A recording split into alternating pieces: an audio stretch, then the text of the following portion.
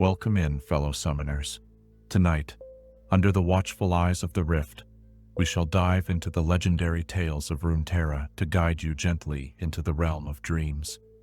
Before we disappear behind the veil of dreams, take a moment to cast your support spell, tap the like button, and join our magical community by subscribing. Also, I'm curious what time it is in your corner of Runeterra, whether you're watching from the war halls of Noxus, the forests of Ionia, or the depths of the Shadow Isles. Share your location in the comments below. Your participation will be greatly appreciated and helps our magical community grow stronger. Now, the time for incantations has passed. Dim your lights, find your most comfortable position, and prepare to be transported to the world of champions and chaos as we dive into tonight's legendary tales. Chapter 1. The Birth of an Artist. In the misty valleys of Ionia, where cherry blossoms dance on spiritual winds and ancient temples echo with the wisdom of ages, there once lived a child whose perception of beauty would one day horrify the world. Tonight, as we settle into contemplation of one of Runeterra's most enigmatic figures, let us journey back to the beginning of Jhin's story, to understand how an artist's soul became twisted into something both magnificent and terrible. Picture yourself walking through the serene villages of rural Ionia, where the very air seems to hum with magical harmony. The morning light filters through bamboo groves, casting intricate shadows that dance across cobblestone paths. It is here, in this realm where balance and beauty are revered above all else, that a young boy first opened his eyes to a world that would never satisfy his particular vision of perfection. Jhin's earliest years were spent in a small farming community, nestled between rolling hills dotted with meditation gardens and ancestral shrines. His family, like so many in Ionia, lived in harmony with the land and the spirits that dwelled within it. His father was a craftsman, skilled in the traditional arts of woodworking and pottery, while his mother tended to the family's small plot of rice fields. They were simple people, content with the quiet rhythms of rural life, unaware that their child possessed a mind that would one day redefine the very concept of artistry. From his earliest memories, young Jhin displayed an unusual fascination with patterns and symmetry. While other children played in the streams or chased fireflies through the evening air, he would sit for hours arranging stones in precise geometric formations, his small fingers adjusting each element until the composition achieved what he considered perfect balance. His parents initially viewed this as a charming quirk, perhaps even a sign that their son had inherited the family's artistic inclinations. The boy's obsession with the number 4 began to manifest during these formative years. He would insist on arranging his toys in groups of 4, eating his meals in 4 carefully measured portions, and even counting his steps in multiples of 4 as he walked to and from the village school. When questioned about this peculiar behavior, young Jhin would simply explain that 4 was the most beautiful number, the one that brought harmony to chaos and meaning to randomness. As Jhin grew older, his artistic sensibilities began to develop in ways that both impressed and occasionally unsettled those around him. His teachers at the village school noted his exceptional talent for calligraphy and painting, but also observed that his work contained an intensity that seemed unusual for a child his age. His brush strokes were precise to an almost mechanical degree, and his color choices, while beautiful, carried an underlying darkness that spoke of depths beyond his years. The traditional Ionian festivals became a source of particular fascination for young Jhin. He would spend weeks preparing for these celebrations, not as a participant in the communal joy, but as an observer studying the choreography of movement, the interplay of light and shadow, the precise timing required to create moments of transcendent beauty. During the festival of the blooming moon, he would position himself in hidden corners of the temple courtyard, sketching the dancers as they moved through their ancient routines, capturing not just their physical forms, but the emotional resonance of their performance. It was during one such festival that Jhin first witnessed what he would later describe as true artistry. A traveling theater troupe had come to the village to perform a classical tragedy, a tale of love and betrayal that ended in the deaths of all four principal characters. As the final scene unfolded, with the actors arranged in a tableau of beautiful destruction, something awakened within the young boy's mind. The way the bodies fell, the expressions frozen on their faces, the perfect symmetry of their final positions. It was, to Jhin's developing aesthetic sensibility, the most beautiful thing he had ever seen. From that moment forward, his artistic focus began to shift toward what he perceived as the ultimate medium, the moment of transition between life and death. He began studying anatomy with an intensity that worried his parents, spending long hours in the family garden, dissecting insects and small animals that had died naturally, arranging their remains in increasingly complex patterns. When confronted about this disturbing hobby, he would explain with childlike earnestness that he was simply trying to understand the beauty inherent in all forms of existence. The village elders, wise in the ways of spiritual balance, began to sense that something was amiss with the boy's development. They spoke in hushed tones about the importance of maintaining harmony between light and dark, creation and destruction. But their gentle attempts to guide Jhin toward more conventional artistic pursuits seemed to fall on deaf ears. His mind had already begun to operate according to principles that existed outside the normal bounds of Ionian philosophy. As adolescence approached, Jhin's artistic experiments became more elaborate and troubling. He would create intricate dioramas using the bones and shells of deceased creatures, arranging them in formations that seemed to tell stories of tragedy and transformation. His parents, simple people, with no understanding of their son's increasingly complex psychology, oscillated between pride in his obvious talent and concern about the dark direction his creativity was taking. The boy's social isolation grew during these years, not because he was rejected by his peers, but because he increasingly found their company unstimulating. Their games seemed crude and meaningless to someone who had begun to perceive reality through the lens of aesthetic perfection. He preferred solitude, spending long hours in the bamboo forests surrounding the village, practicing his calligraphy on fallen leaves, and contemplating the mathematical relationships that govern natural beauty. It was during one of these solitary expeditions that Jhin experienced what he would later consider his first true moment of artistic inspiration. He discovered the body of a deer that had died naturally at the base of an ancient cherry tree, its form perfectly positioned, as if it had chosen its final resting place with deliberate care. The way the morning light filtered through the blossoms above, casting a pattern of shadows across the creature's still form, struck him as the most beautiful composition he had ever encountered. For hours, he sat in contemplation of this scene, studying every detail, the curve of the deer's neck, the positioning of its limbs, the way the fallen petals created a natural mandala around its body. In that moment, he understood that true art existed at the intersection of beauty and mortality, that the most profound aesthetic experiences occurred when life transformed into something else entirely. This revelation marked the beginning of Jhin's transformation from a peculiar but harmless child into something far more dangerous.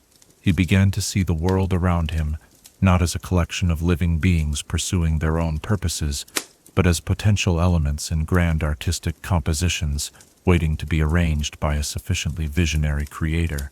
His academic performance remained exemplary throughout these developmental years, particularly in subjects that allowed him to explore pattern, rhythm, and design. His mathematics teacher noted his exceptional ability to visualize complex geometric relationships, while his literature instructor praised his deep understanding of dramatic structure and timing.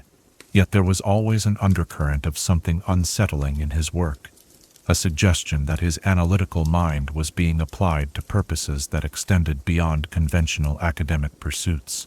The final piece of Jhin's psychological foundation was put into place during his 16th year, when a group of traveling musicians visited the village to perform at the Harvest Festival. Their performance was a complex symphony that told the story of the four seasons, with each movement representing a different aspect of the eternal cycle of growth and decay. As Jhin listened to the music, he experienced a profound understanding of how temporal art forms could create emotional experiences that transcended the physical world. The symphony's structure, built around the concept of 4 movements that each contained 4 distinct themes, spoke to something deep within his developing artistic philosophy. He began to understand that the most powerful art was not simply visual or auditory, but experiential. It required the audience to participate in the unfolding of meaning across time. This insight would later inform his approach to his deadly performances, though at this point, he was still years away from understanding the full implications of his evolving aesthetic vision. As his 17th birthday approached, Jhin had become a young man of exceptional intelligence and disturbing creativity. His parents, now deeply concerned about their son's psychological development, sought advice from the village's spiritual leaders. The monks and meditation masters who examined the boy's mind found themselves confronted with a consciousness that operated according to principles they could not fully comprehend. The stage was now set for the next phase of Jhin's development, though none who knew him could have predicted the horrific direction his artistic pursuits would soon take. In the peaceful valleys of Ionia, where harmony and balance were considered the highest virtues, a mind had been shaped that would one day challenge every assumption about the relationship between beauty and morality, art and destruction. The boy who had once arranged stones in careful patterns and studied the natural compositions created by death had grown into a young man whose understanding of aesthetic perfection would soon demand a canvas far larger and more terrible than anything his peaceful homeland had ever imagined. The artist was ready to begin his true work, though the world was not ready for what he would create. As we contemplate the origins of one whose name would one day be whispered in fear across multiple continents, perhaps we might wonder what invisible threads connect the innocent pursuit of beauty to its most terrible manifestations, and how thin is the line between artistic vision and dangerous obsession. Chapter 2. The First Canvas of Violence. The morning mist clung to the ancient stones of the meditation garden like whispered secrets, and in that ethereal silence, a terrible transformation began to unfold. As we continue our journey through the mind of Runeterra's most notorious artist, let us venture into the shadows of a young man's descent from curious observer to active creator, where the boundary between inspiration and horror dissolved like ink in water. The transition from Jhin's contemplative adolescence to his first acts of violence did not happen overnight, but rather unfolded like the slow blooming of a poisonous flower. In the months following his 17th birthday, those who knew him began to notice subtle changes in his demeanor. Where once he had been content to observe and sketch the natural world, he now displayed a restless energy, as if he were waiting for something to happen, or perhaps preparing to make something happen himself. His artistic notebooks from this period, which would later be discovered by investigators, reveal a mind gradually shifting from passive observation to active planning. The sketches that had once captured scenes of natural beauty began to include modifications, small alterations that suggested how the compositions might be improved. A fallen bird was repositioned in his drawings to create better symmetry. A cluster of flowers was rearranged to form more pleasing geometric patterns. These were the first signs that Jhin was no longer content to simply document beauty. He was beginning to envision himself as its director. The village where Jhin had spent his entire life continued its peaceful existence, unaware that it harbored someone whose very perception of reality was undergoing a fundamental transformation. The rice paddies reflected the evening sky as they had for generations. The temple bells marked the passage of time with their ancient rhythm, and the people went about their daily routines with the comfortable predictability that characterizes rural life. Yet beneath this serene surface, a darkness was taking shape that would soon shatter their world's tranquility. It was during the Festival of Emerging Leaves, when the entire community gathered to celebrate the arrival of spring, that Jhin first began to understand the true nature of his artistic calling. As he watched the crowds moving through the village square, he found himself analyzing their movements, not as expressions of joy and community, but as elements in a potential composition. He began to see patterns in the way people clustered together, mathematical relationships in their spacing, and aesthetic possibilities in their interactions. Standing at the edge of the celebration, notebook in hand, Jhin began sketching what he called improvements to the scene before him. In his drawings, the random movements of the festival goers were transformed into precise choreography. Their spontaneous laughter was replaced with carefully timed expressions, and their natural groupings were reorganized according to principles of visual harmony that existed only in his increasingly isolated mind. The first hint of what was to come appeared in these sketches as small symbols he had begun incorporating into his work, marks that seemed to represent moments of transition, points where one state of being might transform into another. Years later, investigators would recognize these symbols as early blueprints for the crime scenes that would terrorize multiple regions, but at the time, they appeared to be nothing more than the abstract notation of an overly intellectual young artist. Jhin's family had grown increasingly concerned about his isolation and the intensity with which he pursued his artistic studies. His mother would find him at his desk long after midnight, working by candlelight on elaborate diagrams that seemed to map out complex sequences of events. When she asked about these projects, he would explain them as studies in temporal composition, theories about how moments of beauty could be orchestrated across time to create experiences of transcendent meaning. His father, a practical man who worked with wood and clay, tried to interest his son in more conventional forms of creativity. He offered to teach Jhin the traditional crafts that had sustained their family for generations, hoping that the tactile nature of sculpture and carpentry might ground the boy's increasingly abstract thinking. But Jhin showed little interest in creating objects that would simply sit passively in the world. His vision had evolved beyond static art forms towards something that existed in the realm of experience and memory. The village's spiritual leaders, sensing the growing darkness in the young man's aura, attempted several interventions during this period. They invited him to participate in meditation retreats, hoping that the practice of mindful observation might redirect his analytical mind toward more harmonious pursuits. But Jhin approached these sessions with the same clinical detachment he brought to everything else, studying the other participants as potential subjects rather than joining them in spiritual communion. It was during one of these retreats that Jhin encountered Master Korin, an elderly monk who had spent decades studying the darker aspects of human nature. Korin recognized something troubling in the young man's presence, a quality he had learned to associate with souls that had begun to drift away from the path of balance. In their private conversations, the monk attempted to guide Jhin toward an understanding of how creative energy could be channeled constructively, but he found himself speaking to someone whose fundamental assumptions about reality had already diverged too far from conventional wisdom.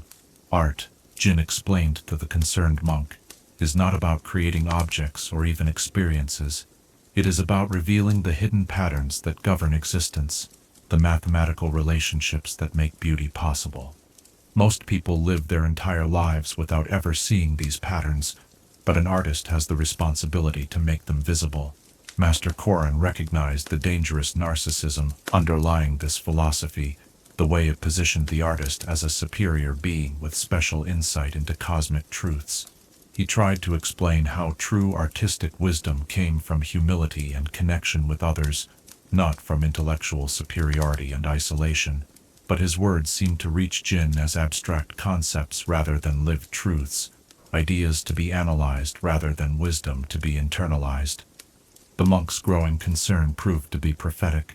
Within weeks of their final conversation, Jhin would take the first steps toward becoming the figure that investigators would later know as the Golden Demon. The transformation began, as many terrible things do, with a single moment of opportunity and choice. Late one evening, as Jhin walked the forest paths he had traveled since childhood, he encountered Yin Tao, a traveling merchant, who had stopped in the village to rest and resupply before continuing his journey to the coastal cities. The man was alone, having sent his guards ahead to secure lodging in the next town, and he was counting the day's profits by the light of a small campfire. To most observers, this would have been an unremarkable scene, a tired businessman taking care of practical matters at the end of a long day. But to Jhin's transformed perception, the tableau presented itself as an opportunity for artistic intervention. The way the firelight illuminated the merchant's face, the precise arrangement of coins and the goods around the campsite, the isolated setting surrounded by the geometric patterns of bamboo shadows, all of these elements suggested the potential for a composition of extraordinary beauty, if only someone with sufficient vision were willing to complete it. For nearly an hour, Jhin stood hidden in the shadows, studying the scene and developing what he would later describe as his first true artistic plan. He analyzed the merchant's movements, noting the rhythm of his breathing, the intervals between his actions, the precise angles at which the firelight caught the various objects around the campsite. In his mind, he began to envision modifications that would transform this mundane encounter into something approaching perfection. The merchant's death, when it came, was swift and almost anticlimactic compared to the elaborate planning that preceded it. Jhin approached from behind, his movement timed to coincide with a gust of wind that masked any sound his footsteps might have made. A single, precise blow to the base of the skull ensured that his subject would not struggle or disturb the composition Jhin had already begun to envision. What followed was Jin's first attempt at what he considered true artistry. Working with the methodical precision that had characterized his sketches and studies, he began to rearrange the elements of the campsite according to principles only he could perceive. The merchant's body was positioned to create optimal visual flow. The scattered coins were reorganized into patterns that suggested both abundance and loss, and the fire was carefully tended to provide exactly the right quality of illumination. The completed scene, which would be discovered 3 days later by a patrol of village guards, bore all the hallmarks of what would become Jin's distinctive style. The merchant sat propped against a tree, his face bearing an expression of surprise that seemed to capture the exact moment of transition from life to death.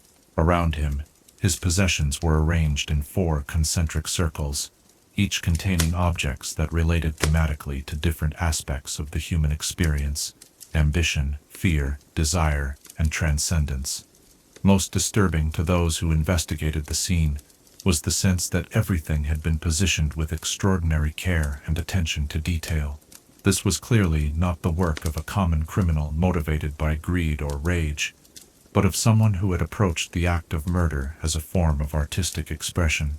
The implications of this realization would haunt the village for months to come. Jhin himself experienced a profound sense of satisfaction as he surveyed his completed work. For the first time in his life, he felt that he had created something truly worthy of the vision that had been developing within his mind for years. The static beauty of paintings and sculptures seemed crude and incomplete compared to this dynamic composition that incorporated elements of surprise, discovery, and emotional impact that unfolded across time. In the days following his first murder, Jhin maintained his normal routines with an ease that surprised even him. He attended his classes, helped with household chores, and participated in community activities as if nothing had changed. Yet internally, he felt as though he had finally discovered his true calling. The restless energy that had plagued him for months had been replaced by a sense of purpose and direction that felt both natural and inevitable. His notebooks from this period reveal a mind working with unprecedented clarity and focus. He began developing what he called compositional theories, systematic approaches to creating experiences that would reveal the hidden beauty inherent in moments of transformation.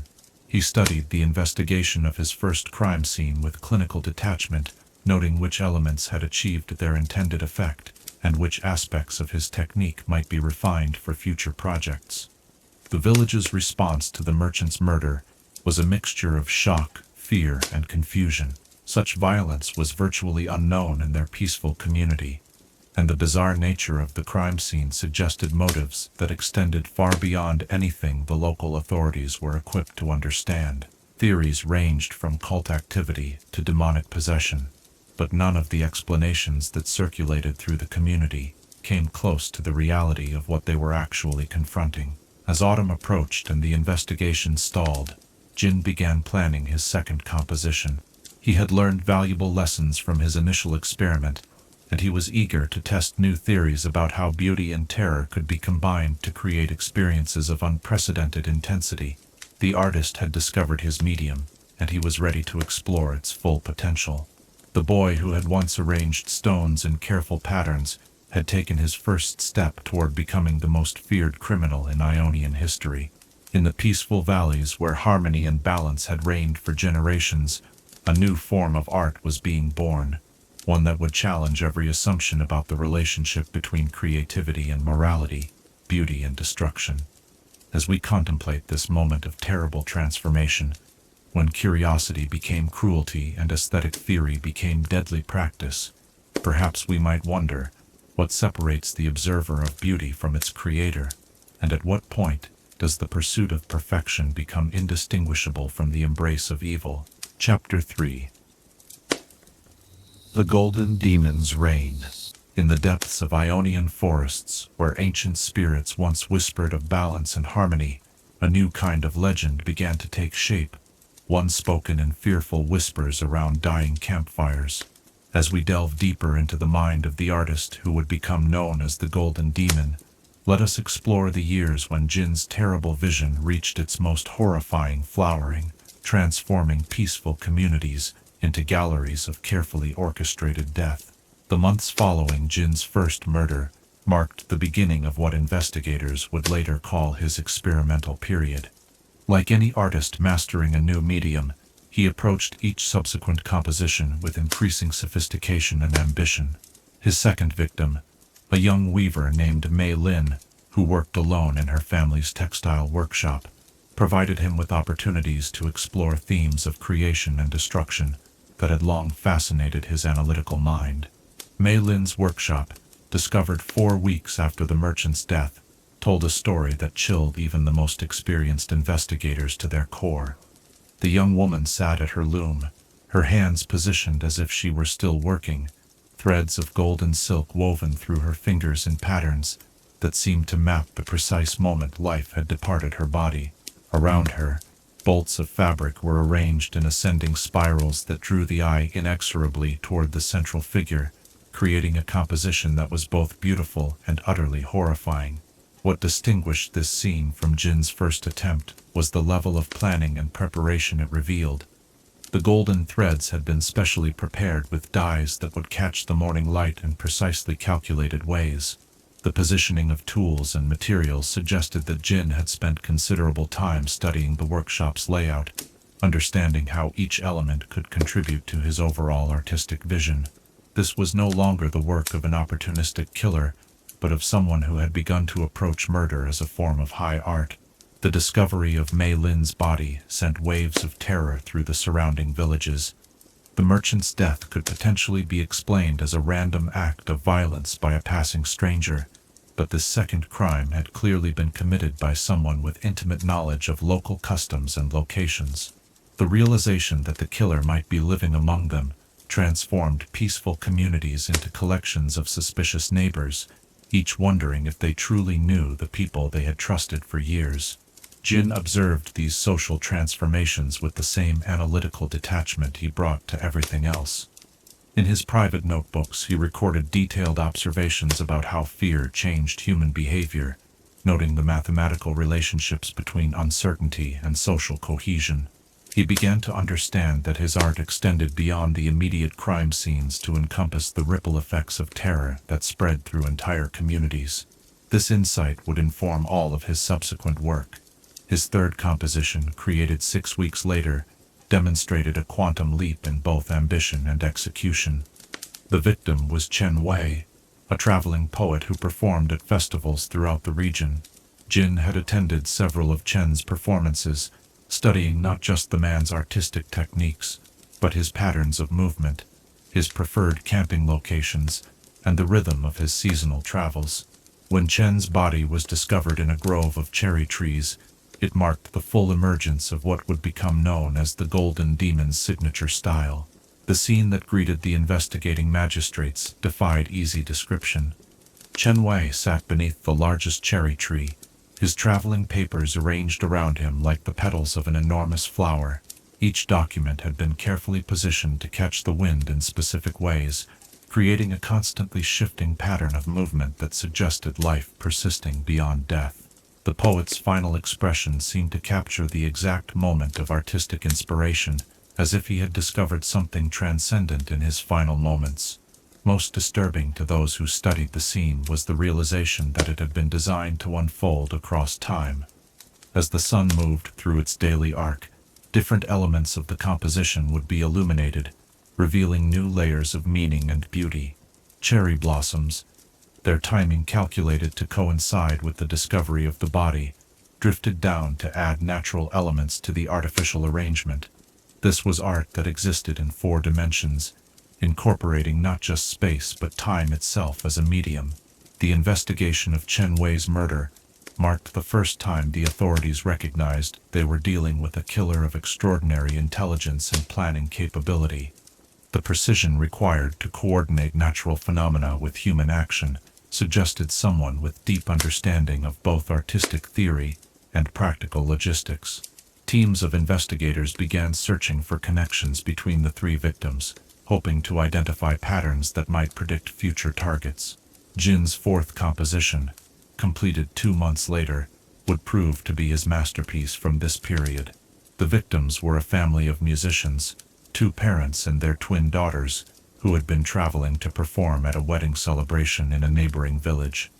When their bodies were discovered arranged around their overturned wagon, even experienced investigators found themselves struggling to maintain professional detachment in the face of such calculated artistry.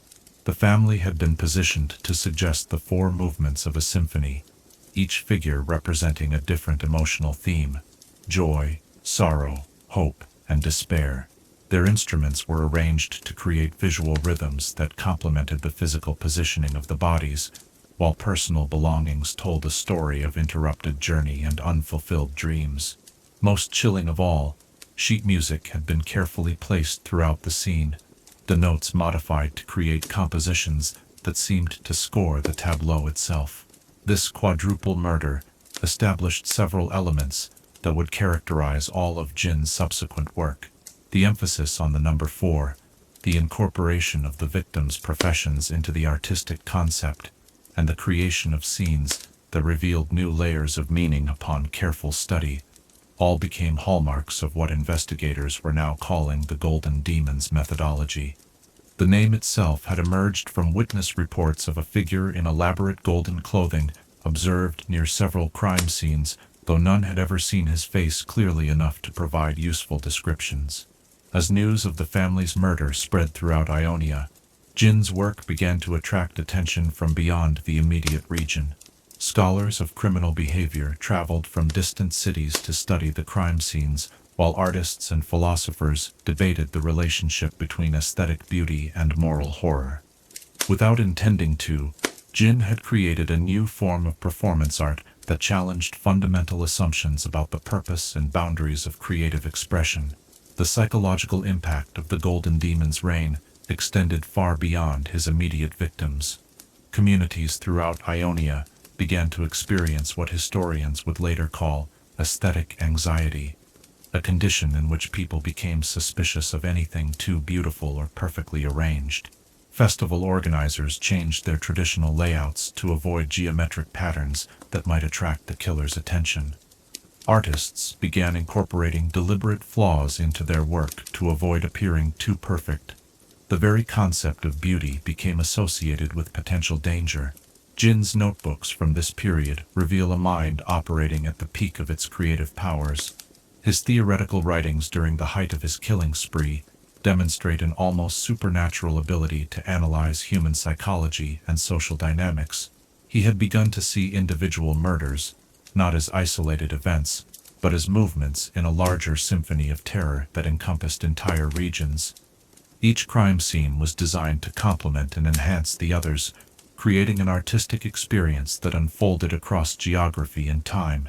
His 5th major composition targeted a group of traveling merchants who had made the mistake of camping in a location that offered perfect sightlines and acoustic properties for Jhin's purposes. The scene, discovered at dawn by a patrol of village guards, demonstrated his growing mastery of what he called environmental integration. The merchant's goods had been arranged to create a mandala-like pattern that incorporated natural features of the landscape, while their bodies were positioned to suggest a moment of collective realization or enlightenment. What made this particular crime scene especially disturbing was evidence that Jhin had spent considerable time preparing the location in advance. Branches had been subtly trimmed to create better lighting effects, stones had been repositioned to improve the overall composition, and small mirrors had been hidden throughout the area to create unexpected visual echoes. This level of preparation suggested that the Golden Demon was no longer simply creating art from opportunities that presented themselves, but was actively shaping the world to serve his aesthetic vision. The investigation of this fifth murder brought together the most skilled investigators in Ionia, including members of what would later become the force that eventually captured him. These individuals, trained in both conventional detective work and the spiritual arts of their homeland, began to develop new methods for understanding and tracking someone whose mind operated according to principles they were only beginning to comprehend. By this time, Jhin's reputation had spread throughout the magical realm of Runeterra. His crimes were studied not just as criminal acts, but as a new form of dark artistry that challenged every assumption about the relationship between beauty and morality. Some philosophical schools even began to debate whether his work represented a legitimate, if horrifying, form of creative expression, or whether it was simply elaborate justification for acts of pure evil. The Golden Demon's reign reached its crescendo with a series of 3 murders committed within a single week, each building upon the themes and techniques established in previous works. These final crimes demonstrated a level of artistic sophistication that suggested Jhin had fully mastered his chosen medium and was ready to move beyond mere experimentation toward the creation of a definitive masterpiece. The first of these final murders targeted a group of meditation students who had gathered in a mountain temple for a seasonal retreat. The scene, discovered by their instructor when they failed to appear for morning prayers, showed the students arranged in perfect meditation postures around a central altar. Each figure had been positioned to represent a different stage of spiritual enlightenment, creating a visual representation of the journey from ignorance to transcendence that their studies had been designed to achieve. The second murder involved a family of artisans who specialized in creating ceremonial masks for religious festivals. Their workshop became a gallery of carefully arranged death, with the family members positioned to mirror the expressions on their own creations. The juxtaposition of artificial and authentic emotion, of crafted beauty and natural decay, created a meditation on the nature of artistic representation that philosophers would debate for decades. The third and final murder of this series targeted the village's most respected elder, a woman who had served as spiritual advisor to the community for over 40 years. Her death scene, discovered in the temple's inner sanctum, presented her as a figure of eternal wisdom surrounded by scrolls and artifacts that told the story of her life's dedication to others. The composition suggested that death itself could be transformed into a form of teaching, a final lesson about the transitory nature of all earthly concerns. These 3 final crimes marked the end of the Golden Demon's initial killing spree, though at the time, no one knew that Jhin was preparing to enter a period of dormancy that would last for several years. His notebooks from this period suggest that he had achieved a level of artistic satisfaction that made further immediate work unnecessary. He had proven to himself and to the world that murder could be transformed into a form of high art, and now he was ready to study the reactions his work had created. The legacy of the Golden Demon's reign would haunt Ionia for generations. The investigation that eventually led to his capture would require the combined efforts of the region's most skilled warriors and strategists, while the philosophical questions raised by his crimes would continue to challenge artists and scholars long after his imprisonment. In transforming murder into art, Jhin had created something that transcended criminal behavior to become a new form of terrible beauty. As we contemplate this period of unprecedented horror and artistic achievement, when one man's vision of perfection became an entire region's nightmare, perhaps we might wonder, what price do we pay when the pursuit of beauty becomes disconnected from compassion? And can true art ever exist without the foundation of shared humanity? Chapter 4. The hunt begins. In the shadow-dappled halls of the Kinku Order, where balance between worlds was maintained through ancient wisdom and disciplined action. A growing sense of urgency began to disturb the carefully maintained equilibrium, as we turn our attention to those who would eventually bring the Golden Demon's reign of artistic terror to an end. Let us explore how the greatest minds in Ionia came together to hunt a killer whose very existence challenged their understanding of harmony and justice. The decision to form a specialized task force dedicated to capturing the Golden Demon did not come easily to Ionia's leadership. For generations, their society had prided itself on resolving conflicts through meditation, understanding, and the restoration of natural balance. The idea that someone could commit such elaborate acts of violence, while living among them undetected, forced a fundamental reconsideration of their most basic assumptions about human nature and community safety. Master Kusho, leader of the Kinko Order and keeper of the sacred balance between the material and spirit realms, was among the first to recognize that conventional approaches would be insufficient against this particular threat. His initial investigations of the crime scenes had revealed a level of planning and psychological sophistication that suggested they were dealing with someone whose mind operated according to principles that existed outside normal human experience. The first crime scene that Kusho examined personally was the mountain temple where the meditation students had been discovered. As he walked through the carefully arranged tableau, his trained senses detected subtle disturbances in the spiritual atmosphere that others had missed. The killer had not simply arranged physical objects to create his composition. He had somehow manipulated the very flow of magical energy through the space to enhance the emotional impact of his work. This discovery led Kusho to a troubling realization. The Golden Demon was not merely a criminal with artistic pretensions, but someone who possessed genuine understanding of the deeper forces that governed reality. His arrangements weren't just visually striking. They were designed to create resonances in the spirit realm that would amplify and perpetuate the psychological effects of his crimes. This was dark artistry of the highest order, requiring both technical skill and philosophical insight that suggested years of dedicated study. Recognizing that he would need assistance beyond the traditional resources of the Kinko Order, Kusho began reaching out to others whose unique skills might prove valuable in tracking such an unusual quarry. His first recruitment was Shen, his own son, and heir to the leadership of the Kinko. Shen's training in the ancient arts of spiritual balance had given him an almost supernatural ability to detect disturbances in the natural order, making him invaluable for investigating crime scenes where conventional evidence might be misleading or insufficient.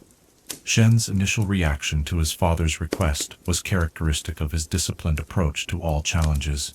He spent several weeks studying the available evidence with the methodical thoroughness that had defined his training since childhood. His analysis of the crime scenes revealed patterns that had escaped other investigators, subtle mathematical relationships in the positioning of objects and bodies that suggested the killer was working from some form of theoretical framework rather than acting on pure impulse. The young warrior's insights proved particularly valuable when applied to the merchant family murders. By mapping the precise angles and distances between different elements of the composition, Shen was able to demonstrate that the entire scene had been constructed according to principles borrowed from classical Ionian architecture and musical theory.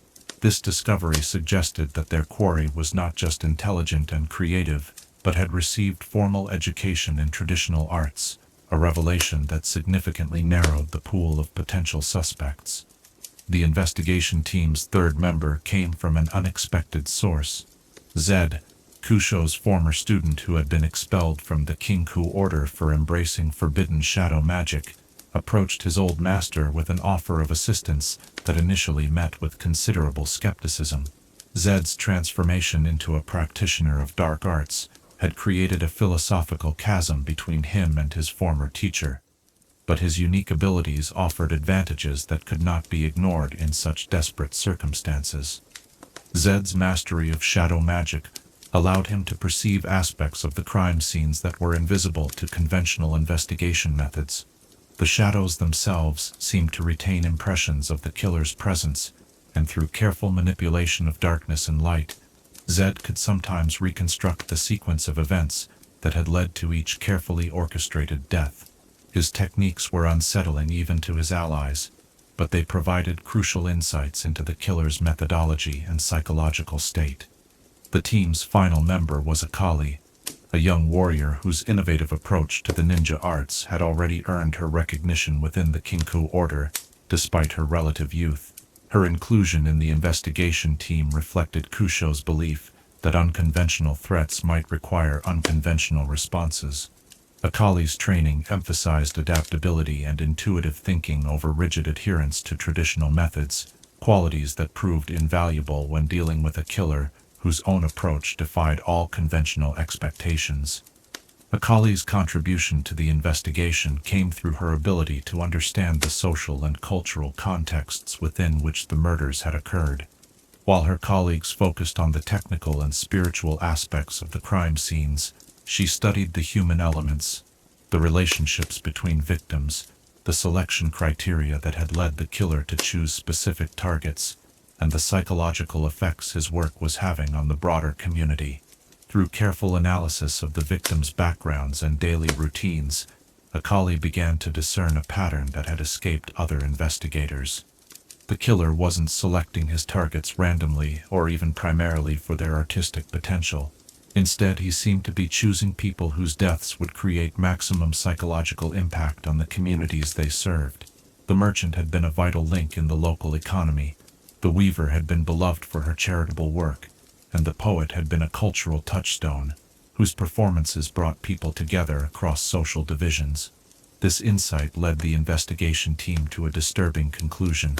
The Golden Demon's true artistic canvas wasn't just the individual crime scenes, but the entire social fabric of Ionian society. Each murder was designed not only to create a beautiful tableau of death, but to tear holes in the community's sense of safety and cohesion. The killer was conducting a massive experiment in social psychology, using terror as a medium to explore how human societies responded to carefully orchestrated trauma. Armed with this understanding, the team began developing new investigative strategies that took into account both the killer's artistic sensibilities and his apparent interest in social engineering. They established surveillance networks around individuals whose deaths would create particularly significant community disruption, while also analyzing historical patterns to predict when and where the killer might strike next. The challenge they faced was complicated by the killer's apparent ability to blend seamlessly into normal society. Despite the elaborate nature of his crimes, he left remarkably few traces of his presence at the scenes. His knowledge of local customs and geography suggested someone who had lived in the area for an extended period, while his artistic sophistication indicated formal education and possibly connections to Ionia's cultural elite. Kusho's spiritual investigations revealed that the killer possessed not just knowledge of the shadow arts, but understanding of how to manipulate the boundary between the material and spirit realms. This suggested either extensive self-taught study of forbidden texts, or training from someone with access to the deepest secrets of Ionian mysticism. The implications of this discovery were troubling, as it suggested the killer might have allies or resources that extended beyond what they had previously imagined. As the investigation progressed, the team members found themselves changing in response to their prolonged exposure to the killer's work. Shen's normally unshakable discipline was tested by the psychological strain of repeatedly examining scenes of such calculated cruelty. Zhen's embrace of shadow magic deepened as he found himself drawn into increasingly dark methods of investigation. Akali struggled with the realization that her beloved homeland harbored someone capable of such elaborate evil. Perhaps most affected was Kusho himself, whose lifelong dedication to maintaining balance was challenged by confronting pure artistic evil that seemed to exist outside any possibility of redemption or understanding. His meditations during this period revealed a growing uncertainty about fundamental questions that had guided his entire life: whether true evil could coexist with genuine beauty, and whether some imbalances in the world were too profound to be restored through traditional methods. The investigation's first major breakthrough came when Zed's shadow techniques revealed residual magical signatures at several crime scenes that matched patterns found in certain forbidden texts housed in monastery libraries. This discovery led to a systematic examination of who had accessed these materials over the past several years, creating their first concrete list of potential suspects. The list was shorter than expected, but more troubling than anticipated. Most of those who had studied the relevant texts were respected members of the community, artists, scholars, and spiritual teachers, whose positions gave them both the knowledge and the social access necessary to commit the murders. The realization that their quarry was likely someone they knew personally added another layer of psychological complexity to an already challenging investigation.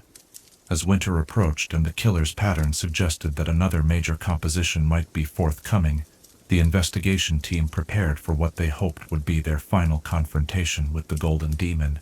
They had learned enough about his methods and motivations to predict his likely targets and timing, but they also understood that they were dealing with someone whose intelligence and planning capabilities matched or exceeded their own. The stage was set for a confrontation that would test not only their investigative skills and combat abilities, but their fundamental understanding of the relationship between art and morality, beauty and justice. In the peaceful valleys of Ionia, where harmony had reigned for generations, 4 of the realm's greatest warriors prepared to face an enemy whose very existence challenged everything they believed about the nature of good and evil. The hunt had begun in earnest, and its outcome would determine not only whether the Golden Demon's reign of artistic terror would continue, but whether Ionia's traditional values of balance and understanding could survive contact with a form of evil that seemed to transcend all possibilities of redemption or rehabilitation. As we contemplate this gathering of exceptional individuals united in their determination to stop an artist whose medium was murder, perhaps we might wonder what qualities separate those who hunt monsters from those who become them, and how does one maintain moral clarity when confronting evil that wears the mask of beauty. Chapter 5. Imprisonment and Silence. Within the ancient walls of Tyrell Prison, where shadows gathered like forgotten memories, and time moved with the weight of accumulated years, a new kind of captivity began. As we explore the years when the Golden Demon's terrible artistry was contained behind bars of enchanted steel, let us consider how imprisonment transformed both the hunter and the hunted, creating a silence that would prove more dangerous than any scream. The capture of Jhin had required every ounce of skill and coordination that Kusho's investigation team could muster. Their final confrontation took place in the ruins of an ancient temple complex, where the killer had been preparing what he intended as his masterpiece, a composition involving 12 carefully selected victims arranged to represent the cycle of seasons and the passage of time itself. The battle that ensued would be remembered not for its violence, but for the eerie calm with which Jhin accepted his defeat, once he realized that his grand design could not be completed. When the magical restraints finally held him secure, Jin's first words to his captors were not protestations of innocence or demands for freedom, but a critique of their intervention techniques. He analyzed the tactical approaches they had used with the same dispassionate precision he had once applied to his murder scenes, offering suggestions for how they might have achieved their objective with greater aesthetic elegance. This response confirmed what the investigation team had long suspected. They were dealing with someone whose perception of reality operated according to principles that existed outside normal human experience. The decision of where to imprison such an unusual criminal proved more complex than anyone had anticipated. Traditional jails were designed to contain individuals motivated by conventional human desires, greed, anger, desperation, or simple criminality. But Jin's crimes had been motivated by artistic vision and philosophical conviction, psychological drives that might not respond to conventional forms of deterrence or rehabilitation. Tyrell Prison, located on a remote island accessible only through treacherous waters and protected by multiple layers of magical wards, had been constructed centuries earlier to contain individuals whose crimes transcended ordinary categories of wrongdoing. Its cells were designed not just to prevent escape, but to neutralize the specific abilities that had made their occupants dangerous to society. For Jhin, this meant isolation from all materials and opportunities that might allow him to continue his artistic pursuits. The cell that became Jhin's home for the next several years was a study in deliberate aesthetic emptiness. The walls were perfectly smooth and uniformly gray, without any decoration or variation that might stimulate his creative imagination. The lighting was constant and diffuse, eliminating the play of shadows and highlights that had featured prominently in his crime scene compositions. Even his meals were served in vessels specifically designed to avoid any pleasing proportions or interesting textures. For most prisoners, such sensory deprivation would have been a form of torture, leading quickly to psychological breakdown. But Jhin's response to his stark environment revealed the true depth of his artistic obsession. Within days of his incarceration, he had begun to find beauty in the most minute details of his surroundings. The barely perceptible variations in the texture of stone walls, the subtle rhythms of light reflected from water bowls, the mathematical relationships between his footsteps, and the echoes they produced in the confined space. His guards reported that he would spend hours arranging and rearranging the few possessions allowed to him. A simple blanket, eating utensils, basic hygiene supplies, in configurations that seemed to change according to patterns only he could perceive. When questioned about these activities, he would explain them as exercises in constrained composition, attempts to create beauty within the limitations imposed by his captivity. The prison's administrators, recognizing that they were dealing with someone whose psychological profile differed radically from their typical inmates, arranged for regular consultations with scholars who specialized in criminal psychology and artistic theory. These sessions, initially intended as attempts to understand and possibly rehabilitate their prisoner, instead became opportunities for Jhin to explore and refine his philosophical approach to artistry. Dr. Lian Shou, a respected expert in criminal behavior who conducted many of these interviews, later described her sessions with Jhin as among the most intellectually challenging experiences of her career. The prisoner's ability to discuss his crimes in purely aesthetic terms, without any apparent awareness of their moral implications, forced her to confront fundamental questions about the relationship between artistic genius and psychological abnormality. During one particularly revealing conversation, Jhin explained his theory that traditional moral frameworks were inadequate for evaluating truly innovative art forms. Conventional ethics, he argued, are designed to govern interactions between people who share common assumptions about the nature of reality and value, but an artist who perceives truths that others cannot see operates according to different principles. To judge such work by ordinary moral standards is like criticizing a symphony for failing to follow the rules of architecture. Shou's attempts to help Jhin develop empathy for his victims met with responses that demonstrated the fundamental disconnect between his worldview and normal human emotion. When asked to consider the suffering he had caused to the families and communities affected by his crimes, he would acknowledge their pain as an unfortunate but inevitable side effect of his artistic process, comparable to the disruption caused by construction work in urban areas. This lack of conventional empathy did not indicate a complete absence of emotional capacity. Jhin displayed genuine passion when discussing aesthetic theory, showed appreciation for intellectual challenges, and even demonstrated a form of caring for what he considered the integrity of his artistic vision. But these emotions seemed to exist in complete isolation from any consideration of how his actions affected others.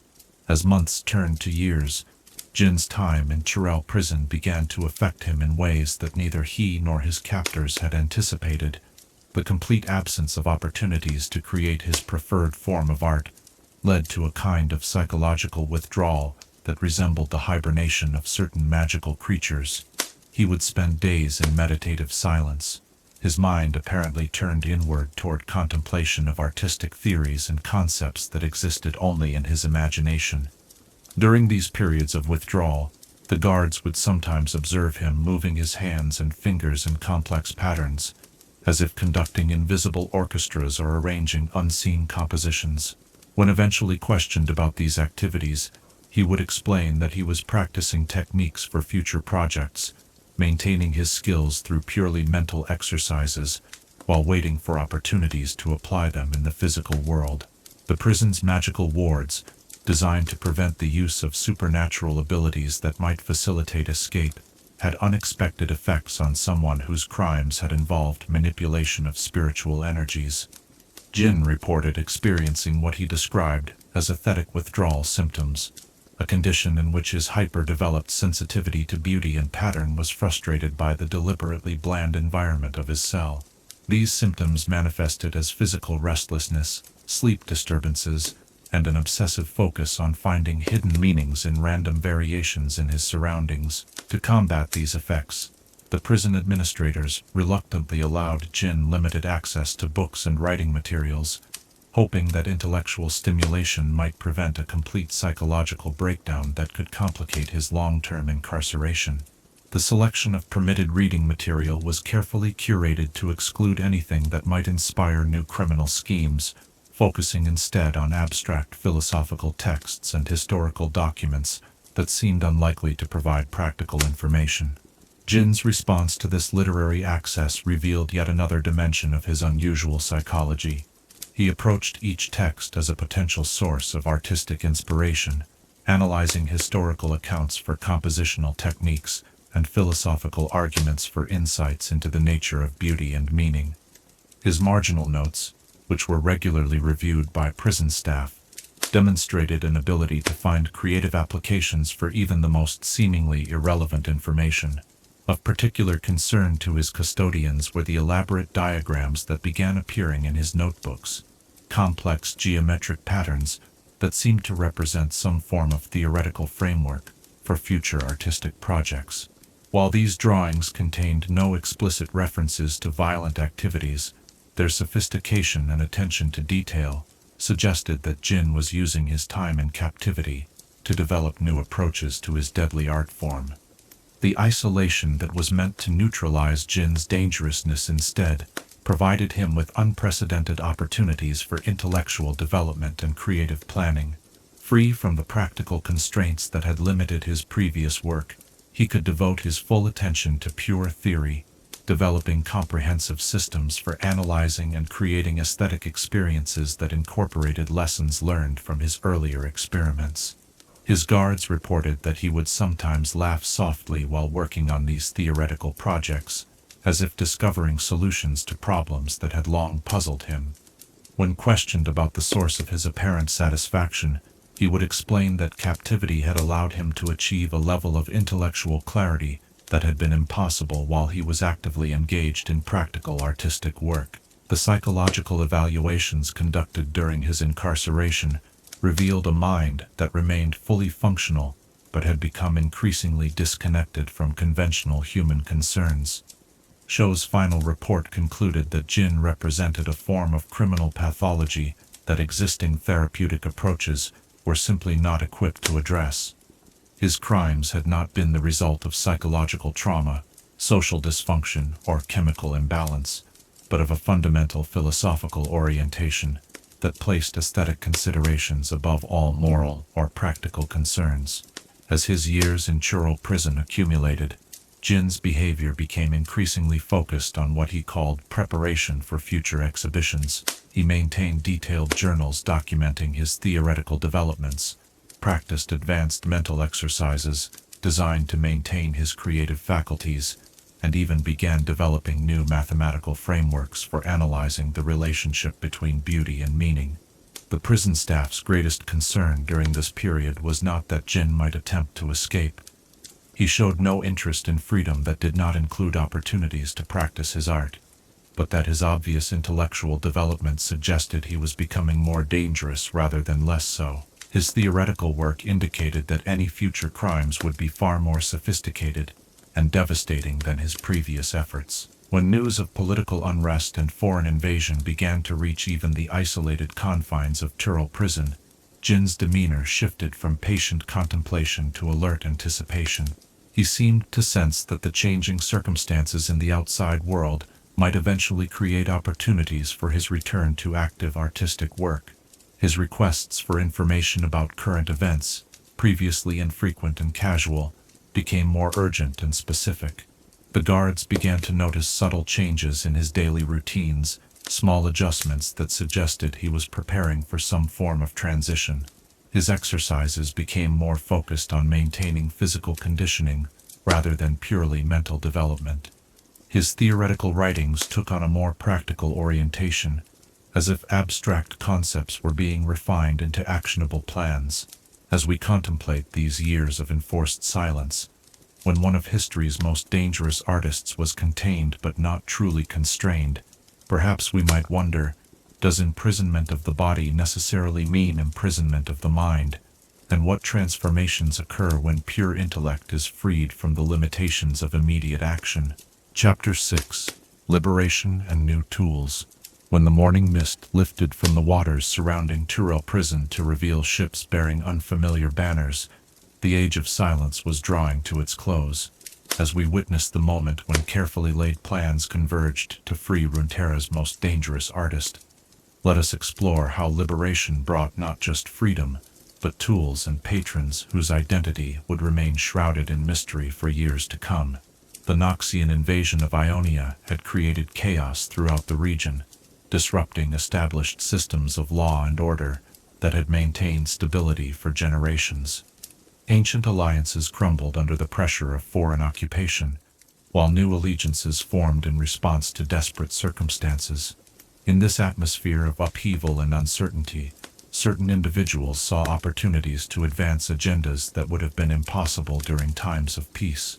Jhin's liberation came not through the dramatic prison break that might be expected in tales of legendary criminals, but through a carefully orchestrated administrative transfer that exploited the confusion surrounding wartime authority structures.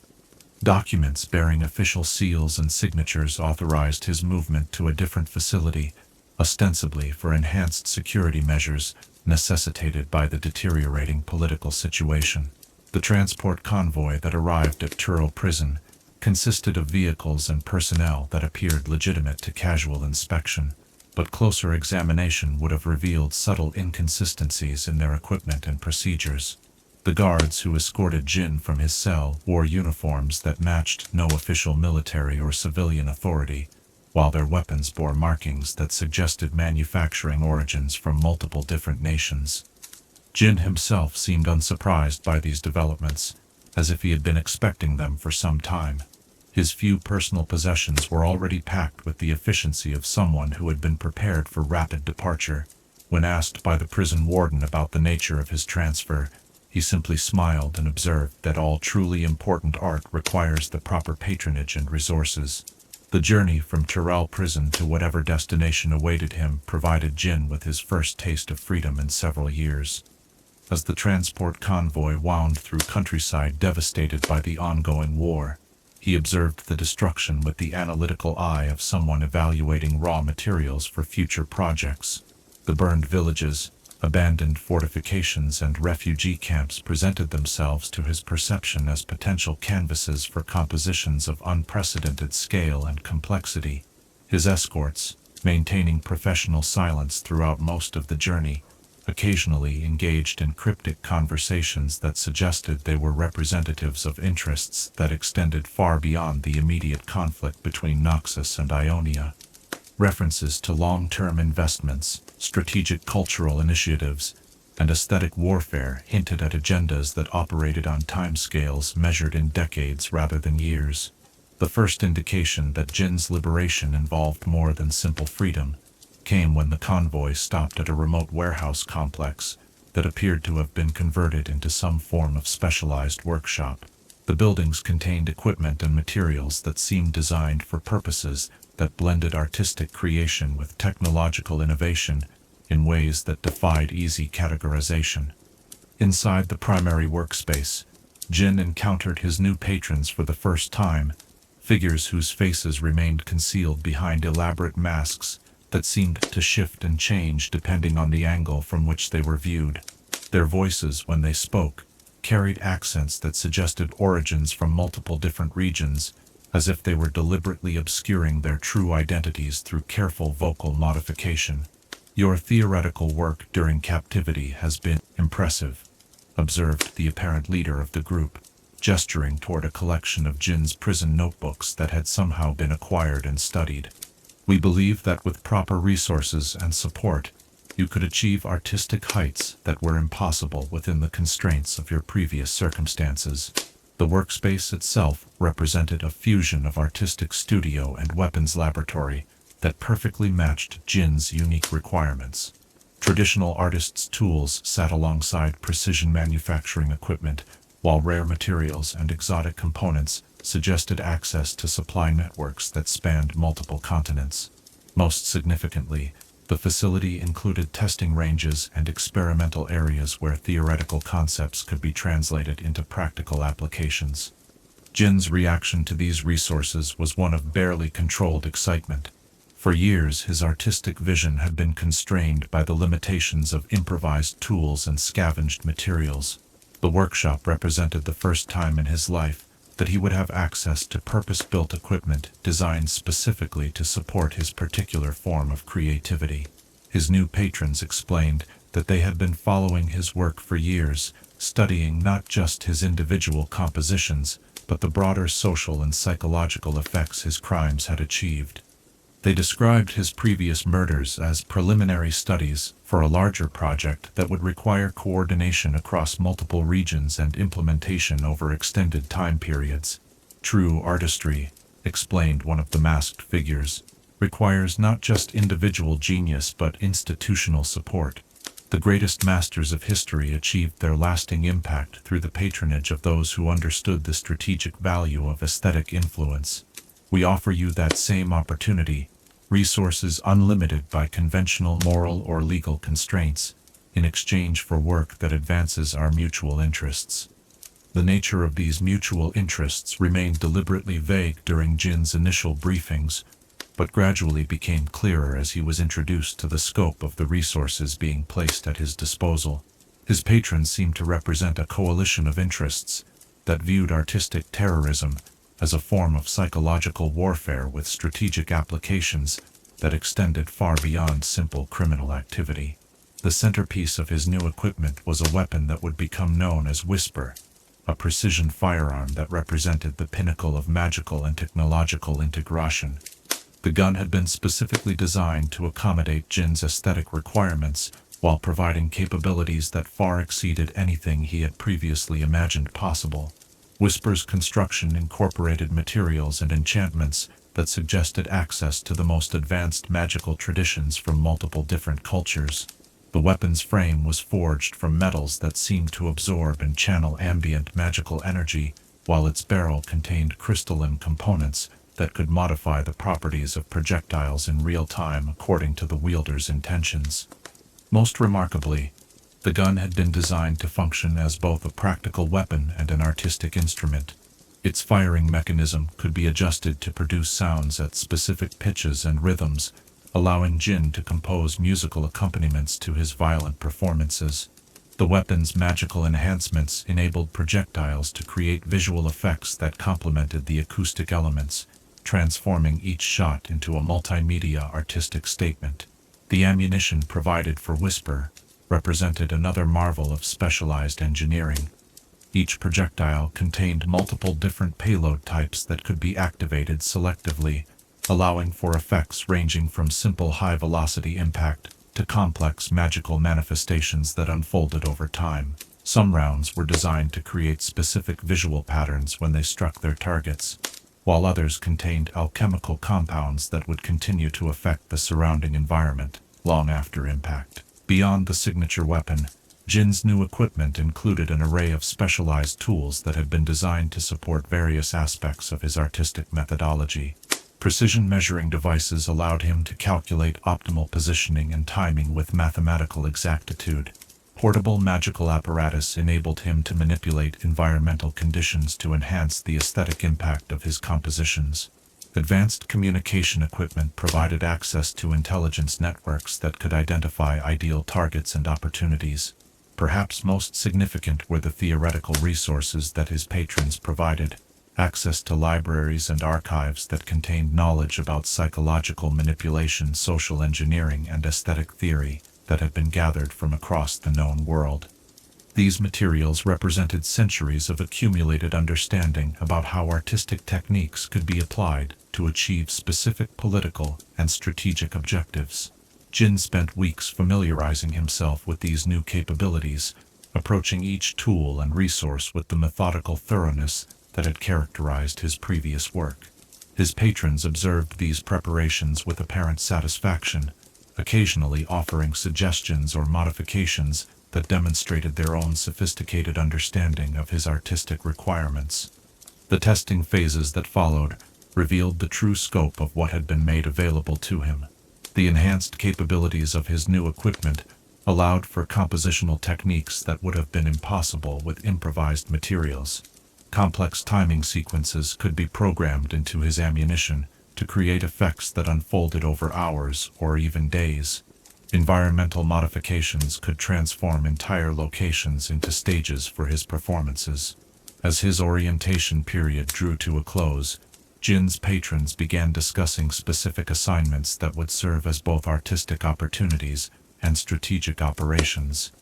These projects were described in terms that blended aesthetic criticism with military planning, suggesting a level of integration between artistic and political objectives that represented something entirely new in his experience.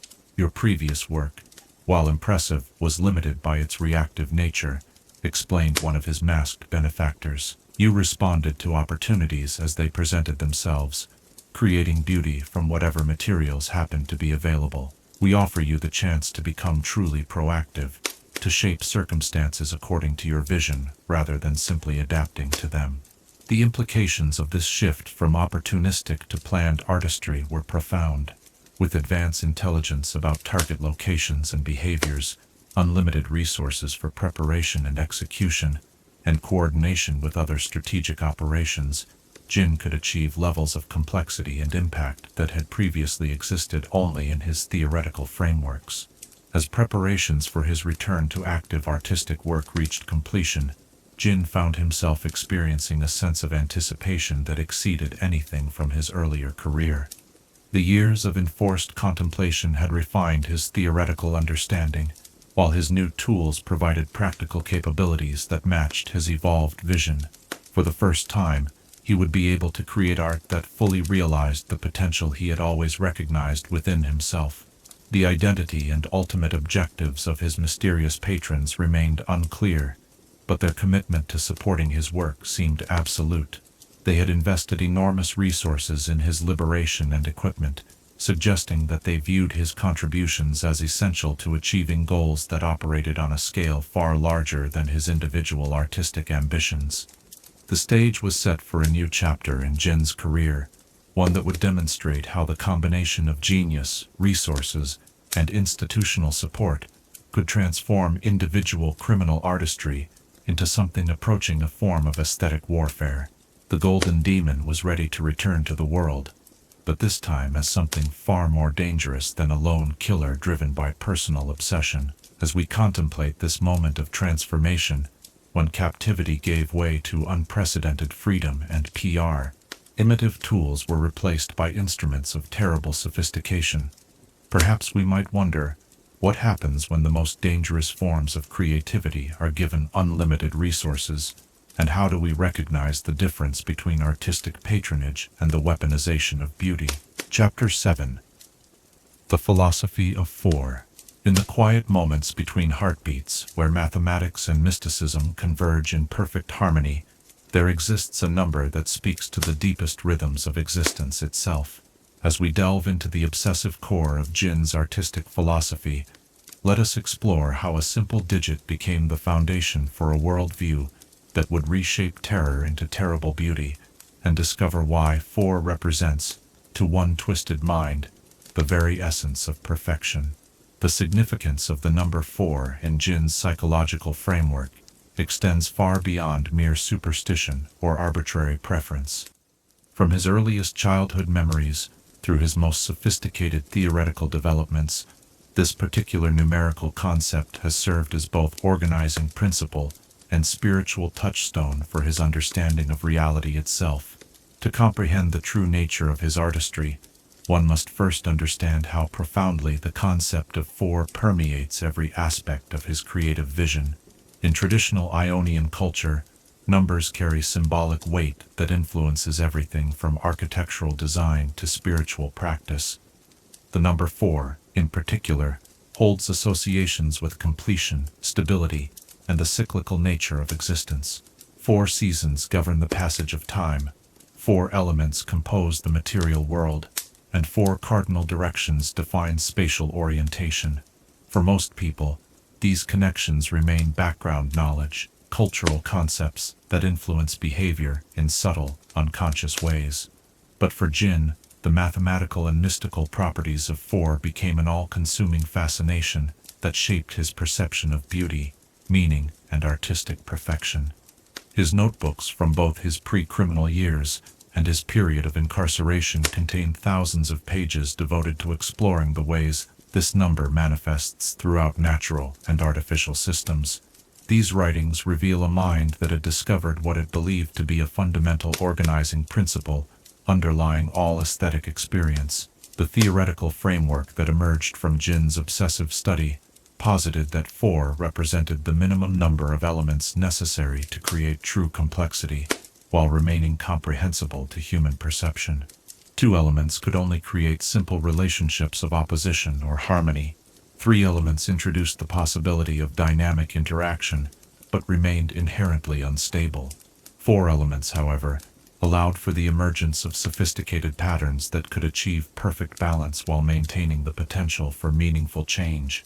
This understanding informed every aspect of Jhin's approach to composition, from the selection and positioning of elements within his crime scenes to the timing and sequence of his various artistic interventions. His early murders, when examined through this numerical lens, reveal consistent adherence to principles derived from his theoretical framework. Victims were arranged in groups of 4, objects were positioned according to 4-fold symmetries, and the discovery of his scenes was orchestrated to unfold across 4 distinct phases of revelation.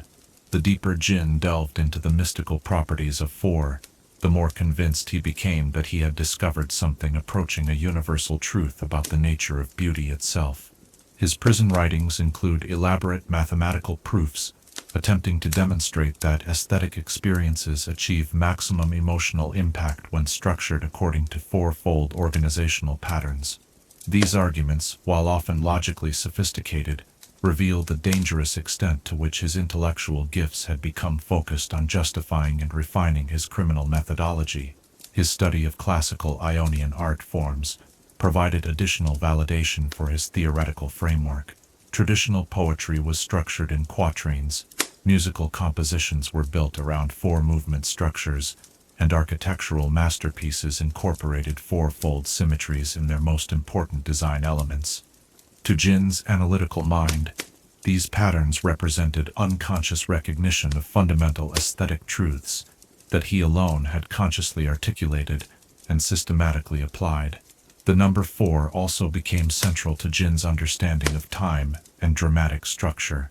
He conceptualized his artistic compositions as existing within temporal frameworks, defined by 4 distinct phases: preparation, presentation, revelation, and contemplation. Each phase required specific types of action and attention, and the transitions between phases had to be orchestrated with mathematical precision to achieve optimal aesthetic impact. This temporal framework influenced not just individual crime scenes, but Jhin's broader career trajectory. His early killing spree was structured as a 4-movement symphony of terror, with each major composition building upon themes and techniques established in previous works. His years of imprisonment represented a necessary interlude between movements, a period of silence that would make his eventual return to active artistry more dramatic and meaningful. The magical properties that Jhin attributed to the number 4 extended beyond mere symbolic significance to encompass what he believed were actual metaphysical effects. His theoretical writings suggest that he came to view 4-fold patterns as possessing inherent power to influence consciousness and perception in ways that transcended normal psychological mechanisms. This belief informed his later use of magical ammunition and environmental manipulation techniques designed to amplify the supernatural resonance of his numerical obsessions. When provided with advanced equipment by his mysterious patrons, Jhin's ability to implement four-based compositional principles reached unprecedented levels of sophistication. Whisper was designed to chamber exactly 4 different types of ammunition, each corresponding to a different aspect of his aesthetic framework. His targeting protocols were structured around 4-stage selection processes that evaluated potential victims according to criteria derived from his numerical theories. The psychological effects of his four-fold organizational approach proved remarkably effective at creating lasting impact on those who encountered his work. Investigators consistently reported that his crime scenes possessed an unsettling sense of completeness that made them difficult to forget. The carefully calculated relationships between elements created patterns that seemed to embed themselves in memory, generating ongoing psychological effects that extended far beyond the immediate shock of discovery. Jhin's understanding of 4 as a compositional principle also influenced his approach to geographical distribution of his crimes. Rather than selecting targets randomly or according to simple opportunity, he began to envision his work as existing within 4-dimensional frameworks that incorporated spatial as well as temporal elements. Crime scenes were positioned to create geometric relationships across landscapes, transforming entire regions into galleries for his artistic vision. The cultural resonance of his numerical obsession proved particularly effective within Ionian society, where traditional beliefs about cosmic harmony and mathematical perfection made his four-fold patterns seem almost supernaturally significant. Communities that discovered his work found themselves unable to dismiss the scenes as simple criminal violence, instead experiencing them as encounters with something that challenged fundamental assumptions about the relationship between beauty and morality. As his theoretical framework matured, Jhin began to develop what he called meta-compositions, artistic projects that existed at multiple scales simultaneously.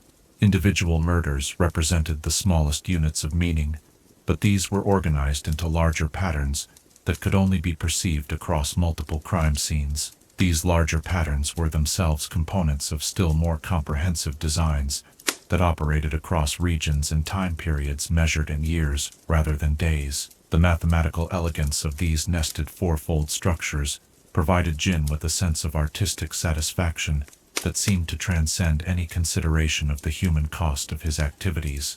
His writings from this period reveal someone who had become so absorbed in the abstract beauty of his theoretical framework that the suffering of actual victims appeared to him as merely incidental details within much larger aesthetic constructions. His patrons' apparent understanding and support of his numerical obsession suggested that they recognized the strategic value of his 4-based methodologies. The psychological impact of his carefully structured crime scenes created effects that could be leveraged for broader social and political manipulation. Terror, organized according to mathematical principles, proved more effective at destabilizing communities than random violence or conventional military pressure. The integration of his four-fold philosophy with advanced magical and technological resources created possibilities for artistic expression that exceeded anything from his earlier career. Environmental modifications could be programmed to unfold according to precise temporal sequences, while magical enhancements allowed for effects that resonated across multiple sensory and psychological dimensions simultaneously. As Jhin prepared to return to active artistic work, his commitment to the philosophical centrality of 4 had evolved from personal obsession to systematic methodology.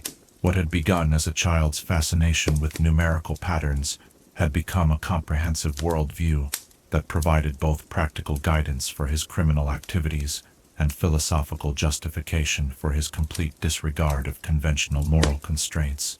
The number 4 had become more than an organizing principle. It represented his claim to have discovered fundamental truths about the nature of beauty that transcended ordinary human understanding. In his view, those who failed to appreciate the aesthetic significance of his four-fold compositions simply lacked the intellectual sophistication necessary to comprehend truly advanced art forms. The stage was set for a new phase of his career, in which the mathematical precision of his theoretical framework would be combined with unprecedented practical resources to create works of terrible beauty that challenged every assumption about the limits of artistic expression. The Golden Demon had evolved beyond simple serial killing towards something approaching a form of aesthetic philosophy implemented through acts of carefully orchestrated violence. As we contemplate this marriage of mathematical obsession and murderous creativity, where abstract beauty became the justification for concrete horror, perhaps we might wonder, what happens when the pursuit of perfect pattern becomes disconnected from human compassion, and how do we distinguish between the discovery of cosmic truth and the construction of elaborate delusion? Chapter 8. Art through destruction. In the delicate balance between creation and annihilation, where life transforms into memory and presence becomes absence, there exists a terrible form of artistry that finds beauty in the very act of ending. As we venture into the philosophical heart of Jhin's aesthetic vision, let us explore how one mind came to perceive destruction not as the opposite of creation, but as its most profound and necessary expression. The relationship between art and destruction has fascinated philosophers and creators throughout history, but few have pursued this connection with the systematic dedication that characterizes Jhin's theoretical framework. His understanding of destruction as an artistic medium extends far beyond simple nihilism or violent impulse toward a comprehensive philosophy that positions the act of ending as the ultimate form of creative expression. Traditional artistic forms, in Jhin's analysis, suffer from fundamental limitations that prevent them from achieving true aesthetic impact. Paintings remain static, captured moments that can never change or grow. Sculptures occupy space, but cannot transcend the boundaries of their material existence. Even performance arts, while incorporating temporal elements, remain constrained by the necessity of preserving their performers for future presentations. Only through destruction, Jhin came to believe, could art achieve the perfect unity of form and meaning that represented true aesthetic transcendence. The moment of death captured something that no other artistic medium could replicate, the irreversible transformation from one state of being to another, witnessed in real time and experienced with an intensity that mere representation could never match. This philosophical framework provided Jhin with intellectual justification for crimes that might otherwise appear to be simple acts of violence motivated by psychological dysfunction. In his understanding, each murder represented a collaborative artwork in which he served as director and his victims as willing or unwilling participants in compositions that revealed fundamental truths about the nature of existence and beauty. The aesthetic principles that guided Jhin's approach to destructive artistry were derived from careful study of natural processes and traditional art forms. He observed that the most beautiful moments in nature often involved transformation and ending, the death of autumn leaves creating spectacular displays of color, the destruction of ice formations revealing intricate crystalline structures, the decay of organic matter providing nutrients for new growth. These observations led him to develop what he called temporal aesthetics theories about how beauty could be created through the orchestration of change across time. Unlike static art forms that attempted to capture single moments, his compositions were designed to unfold through multiple phases, each revealing new layers of meaning as circumstances evolved and contexts shifted. The selection criteria that Jhin applied when choosing subjects for his destructive artistry reflected his belief that the most profound aesthetic experiences required participants whose lives contained sufficient complexity and meaning to make their ending genuinely significant. Random violence against anonymous victims could never achieve the emotional resonance necessary for true artistic impact.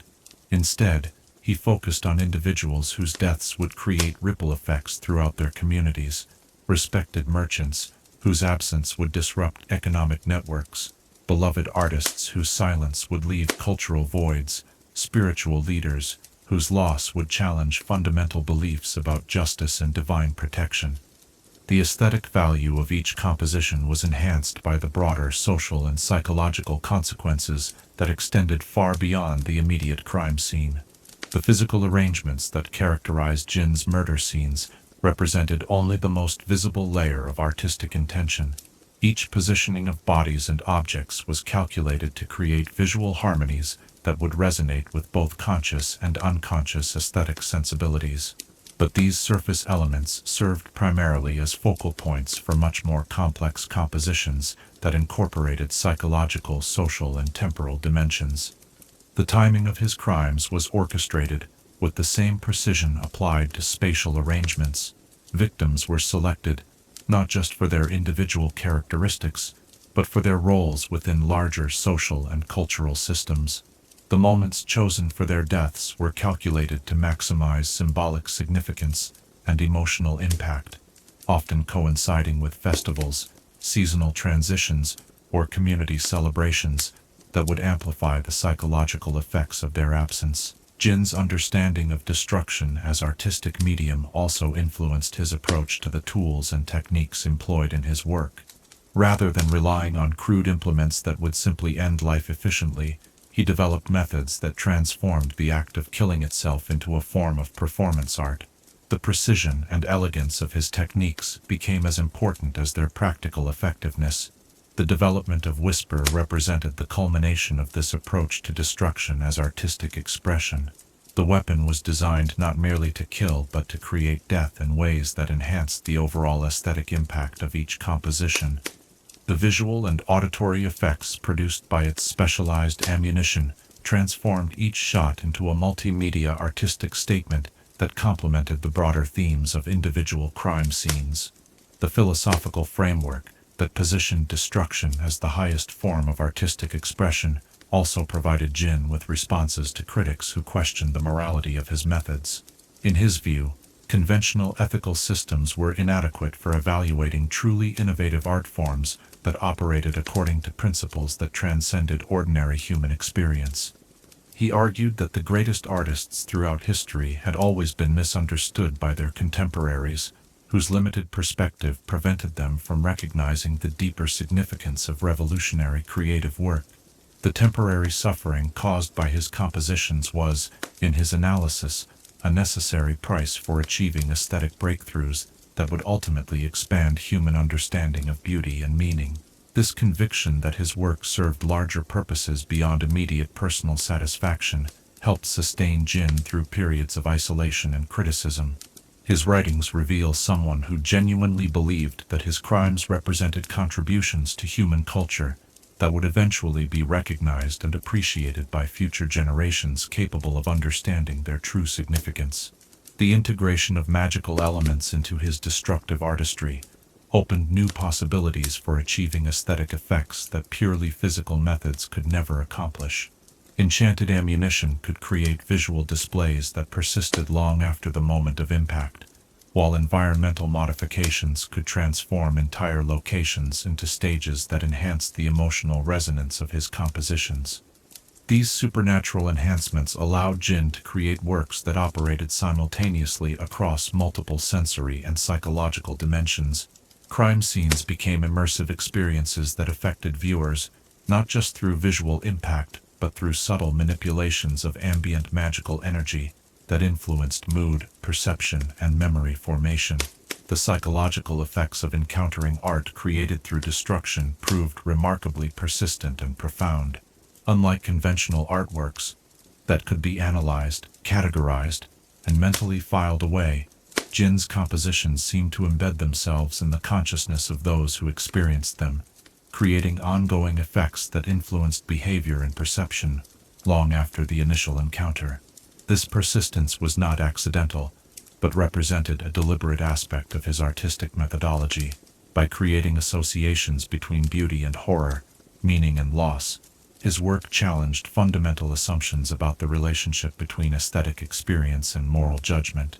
Viewers found themselves unable to simply dismiss his compositions as criminal violence, instead experiencing them as encounters with forms of terrible beauty that resisted easy categorization.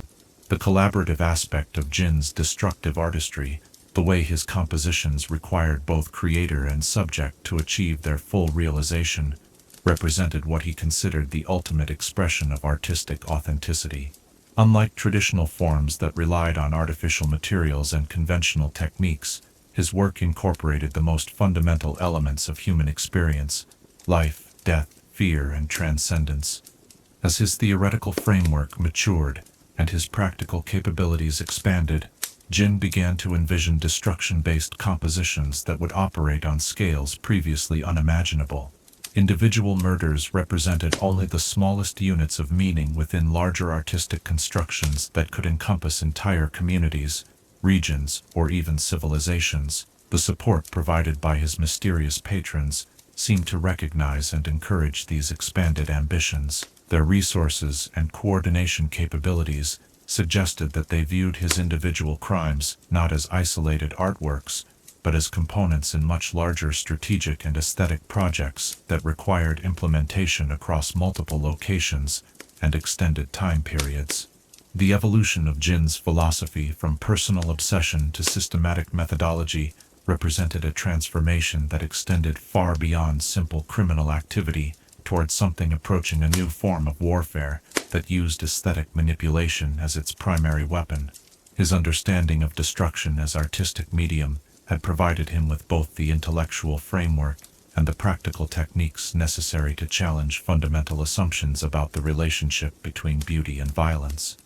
The stage was set for artistic projects that would test the limits of how destruction could be transformed into meaningful creative expression, while exploring the extent to which aesthetic considerations could be used to justify actions that conventional morality would condemn without reservation. As we contemplate this inversion of traditional artistic values, where ending becomes beginning and destruction becomes creation, perhaps we might wonder what separates the recognition of beauty in natural cycles of change from the artificial creation of tragedy for aesthetic purposes, and how do we maintain our humanity when confronted with forms of terrible artistry that challenge our most basic assumptions about right and wrong. Chapter 9. The Whisper Campaigns. Across the war-torn landscapes of a continent in turmoil, where the clash of armies had shattered old certainties and created new opportunities for those who understood chaos as canvas, a different kind of campaign began to unfold. As we follow Jhin's return to active artistry, in a world transformed by conflict, let us explore how his terrible talents found new expression across multiple regions, spreading influence that extended far beyond the boundaries of any single nation. The liberation of Jhin coincided with a period of unprecedented upheaval throughout Runeterra. The Noxian invasion of Ionia had destabilized traditional power structures and created refugee populations that moved constantly between regions, carrying stories and fears that spread like ripples across the continent. In this atmosphere of uncertainty and displacement, the reappearance of the Golden Demon's distinctive artistry took on meanings that transcended local criminal activity. His first composition following his release demonstrated immediately that the years of imprisonment and theoretical development had fundamentally transformed his approach to artistic creation. Rather than targeting victims within a single community as he had during his original killing spree, Jhin began to operate across multiple regions simultaneously, creating works that could only be fully appreciated when viewed as components of much larger geographical and temporal designs. The crime scene discovered outside the port city of Bilgewater bore all the hallmarks of Jhin's evolved methodology. 4 merchant captains from different trading companies had been arranged in a complex tableau that told the story of maritime commerce, colonial expansion, and the human cost of economic ambition. But this composition differed from his earlier work in subtle ways that suggested coordination with other activities happening simultaneously in distant locations. Investigators who studied the Bilgewater scene found references and symbolic elements that seemed to point toward events occurring in other regions. Mathematical relationships encoded in the positioning of objects corresponded to astronomical phenomena visible from locations hundreds of miles away. Timing calculations suggested that the discovery of this crime scene had been orchestrated to coincide with other significant events whose connections would not become apparent for weeks or months. Within days of the Bilgewater discovery, similar scenes began appearing across the continent. A group of Piltovan inventors found arranged around their latest technological innovation, Dalmatian nobles positioned to suggest the corruption underlying their claims of moral purity, Noxian officials whose deaths seemed to comment on the brutality of their imperial ambitions. Each scene was distinctive and complete in itself, yet clearly part of a larger artistic statement that operated on a scale previously unimaginable. The geographical distribution of these crimes revealed planning capabilities that suggested access to intelligence networks spanning multiple nations. Jhin's selections of targets demonstrated detailed knowledge of political situations, trade relationships, and cultural tensions that could only have been acquired through systematic surveillance and analysis.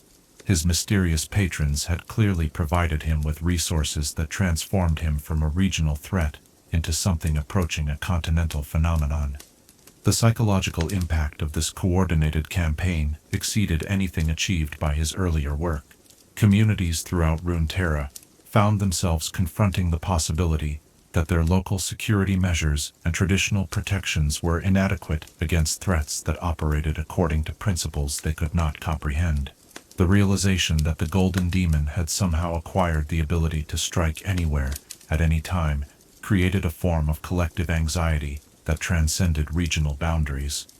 More disturbing than the individual crimes themselves was the growing recognition that they formed patterns that seemed to comment on broader political and social developments. Jhin's compositions appeared to anticipate and respond to current events with uncanny precision, as if he possessed insight into historical forces that allowed him to position his artistry as commentary on the major conflicts and transformations shaping the continent. The weapon that had earned these activities the name Whisper Campaigns proved to be as much a psychological instrument as a physical one. Reports of the distinctive sound produced by Jhin's enhanced firearm began to circulate through communities that had never directly encountered his work. The mere possibility that the characteristic acoustic signature might be heard in their vicinity was sufficient to create lasting changes in behavior and social dynamics. The influence of these campaigns extended beyond their immediate victims to encompass individuals and organizations that found themselves inspired to create similar works. Copycat criminals began appearing throughout the continent, attempting to replicate Jhin's aesthetic principles while lacking the theoretical sophistication necessary to achieve comparable results. These derivative efforts, while crude compared to their inspiration, amplified the overall psychological effects of the campaign. Jhin's reaction to these imitators revealed important aspects of his evolved artistic philosophy. Rather than viewing them as threats to his unique position, he seemed to consider them validation of his theoretical framework's broader applicability. His private writings from this period described the emergence of copycat crimes as evidence that his work had achieved sufficient cultural impact to influence other creative individuals, suggesting that his aesthetic principles were becoming integrated into the broader criminal consciousness. The investigation efforts that emerged in response to the Whisper campaigns required unprecedented levels of coordination between law enforcement agencies that had traditionally operated within strictly defined regional boundaries. The continental scope of Jhin's activities forced the development of new forms of intergovernmental cooperation, while the sophistication of his methodology demanded investigative techniques that combined conventional detective work with magical analysis and psychological profiling. These coordinated investigation efforts provided Jhin's mysterious patrons with valuable intelligence about the capabilities and limitations of existing security systems. Each response to his crimes revealed information about communication networks, resource allocation priorities, and decision-making processes that could be leveraged for other strategic purposes. The artistic campaigns served simultaneously as ends in themselves and as means for gathering intelligence that supported much larger objectives. The cultural impact of the Whisper campaigns extended into domains that had never previously been considered vulnerable to criminal influence. Artists throughout the continent found their work being analyzed for hidden meanings or dangerous influences. Philosophers debated whether aesthetic theories that emphasized beauty over conventional morality created intellectual frameworks that could justify criminal behavior. Religious leaders struggled to reconcile traditional teachings about the nature of evil with artistic works that seemed to possess genuine beauty. despite their horrific origins. The economic effects of the campaigns proved surprisingly significant as trade relationships and commercial activities were disrupted by fears about the safety of prominent merchants and business leaders. Insurance companies began developing new forms of coverage that specifically addressed risks associated with artistic terrorism, while private security firms expanded their services to include protection against threats that operated according to aesthetic rather than purely practical considerations. Jhin's selection of targets during this period demonstrated a sophisticated understanding of how individual crimes could be leveraged to achieve broader social and political effects. Rather than focusing exclusively on individuals whose deaths would create maximum immediate impact, he began incorporating targets whose elimination would contribute to longer-term strategic objectives that remained opaque to conventional analysis. The magical enhancements available through his advanced equipment allowed for compositional techniques that operated across multiple dimensions simultaneously. Crime scenes could be designed to reveal different layers of meaning depending on the time of day they were observed, the magical sensitivity of the viewer, or the broader political context within which they were discovered. These multidimensional compositions created interpretive challenges that kept investigators and scholars occupied for months after each discovery. The international attention attracted by the Whisper campaigns established Jhin as something more than a regional criminal phenomenon. Academic institutions began offering courses that analyzed his work from artistic, psychological, and strategic perspectives. Military academies incorporated studies of his methodology into their curricula as examples of unconventional warfare techniques. Intelligence services developed new frameworks for understanding and countering threats that used aesthetic manipulation as their primary weapon. Perhaps most significantly, the campaigns demonstrated that artistic terrorism could be used to influence political developments on a continental scale. The fear and uncertainty generated by Jhin's activities created opportunities for various factions to advance agendas that would have been impossible under normal circumstances. Traditional alliances were strained by disagreements about how to respond to threats that seemed to transcend conventional categories of criminal or military activity. The success of these expanded operations seemed to validate the theoretical frameworks that Jhin had developed during his years of imprisonment. Ings from this period reveal profound satisfaction with having demonstrated that individual artistic vision, when supported by adequate resources and institutional backing, could achieve influence that rivaled or exceeded that of conventional political and military forces. As the scope and sophistication of the Whisper campaigns continued to expand, it became clear that they represented something fundamentally new in the relationship between individual creativity and collective security. The traditional boundaries between art and warfare, between cultural expression and political action, had been systematically dissolved by someone whose genius operated according to principles that existed outside normal human experience. The stage was set for even more ambitious projects that would test the limits of how aesthetic manipulation could be used to reshape social and political realities across multiple regions and extended time periods. As we contemplate this expansion of terrible artistry from local phenomenon to continental influence, where individual obsession became coordinated campaign and personal vision became strategic weapon, perhaps we might wonder, what happens when creativity unbound by moral constraint encounters unlimited resources and institutional support, and how do we defend against threats that transform our deepest appreciation of beauty into instruments of fear and control? Chapter 10. Tools of the Trade. In the quiet sanctity of a master craftsman's workshop, where precision meets inspiration and function transcends into art, there exists a profound relationship between creator and instrument that defines the very essence of artistic expression. As we examine the tools that transform Jhin from skilled killer into virtuoso of violence, let us explore how the marriage of magical innovation and murderous intent created instruments worthy of the most terrible artist in Runeterra's history. The weapon known as Whisper represents perhaps the most sophisticated fusion of magical theory and practical engineering ever created for purposes of artistic assassination.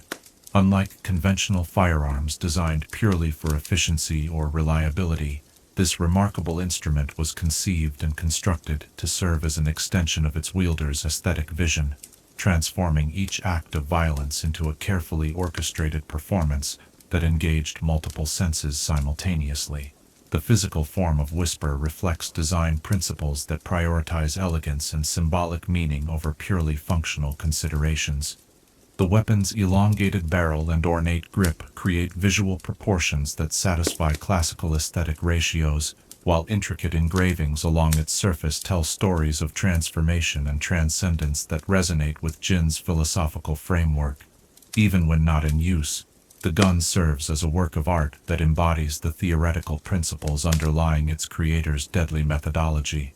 The materials from which Whisper was constructed reveal access to resources that span multiple magical traditions and geographical regions. The primary frame incorporates metals that have been exposed to specific celestial phenomena, giving them properties that allow for precise manipulation of ambient magical energies. Crystalline components embedded within the firing mechanism can store and release various forms of magical force, according to carefully programmed sequences that complement the acoustic and visual effects produced by each shot. Perhaps most remarkably, the weapon's construction includes living magical elements that continue to evolve and adapt in response to their wielder's developing artistic vision. These organic components learn from each use of the weapon, gradually optimizing their performance to better serve Jhin's specific creative requirements. Over time, Whisper has become less a tool used by its master than a collaborative partner in the creation of increasingly sophisticated artistic compositions. The acoustic properties of Whisper represent one of its most innovative and disturbing features. The weapon's firing mechanism has been engineered to produce sounds at precisely calculated pitches and rhythms that complement the visual aspects of Jhin's compositions. Each shot contributes to musical arrangements that unfold across entire crime scenes, creating multimedia experiences that engage viewers' auditory as well as visual perception systems. The range of sounds that Whisper can produce extends far beyond simple gunshot noise to encompass tones that resonate with fundamental frequencies found in natural phenomena. The weapon can replicate the harmonic signatures of breaking crystal, falling water, or wind through forest leaves, allowing Jhin to create acoustic environments that enhance the emotional impact of his visual arrangements.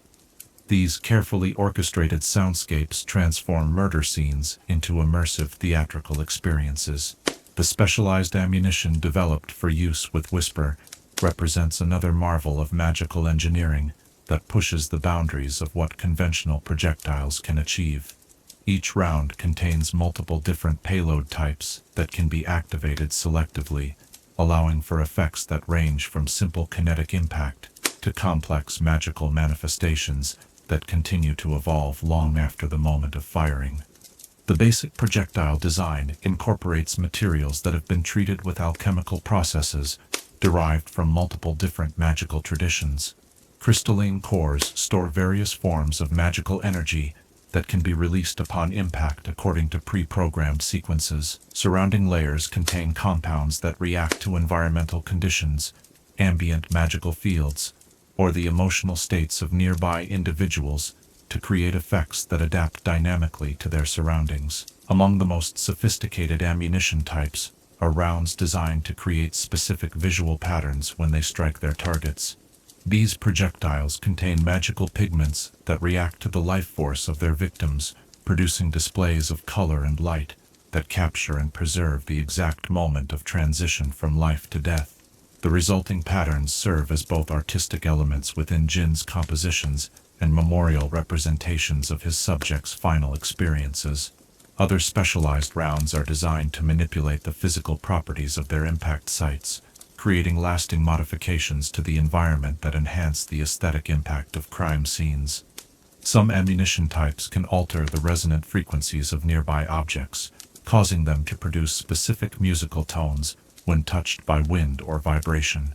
Others create permanent changes in local lighting conditions, establishing areas of enhanced or diminished illumination that draw attention to key elements within Jhin's arrangements. The temporal effects produced by certain ammunition types represent perhaps the most conceptually advanced aspects of Whisper's capabilities. These rounds contain magical mechanisms that can delay their primary effects for precisely calculated periods, allowing Jhin to create compositions that unfold across extended time periods.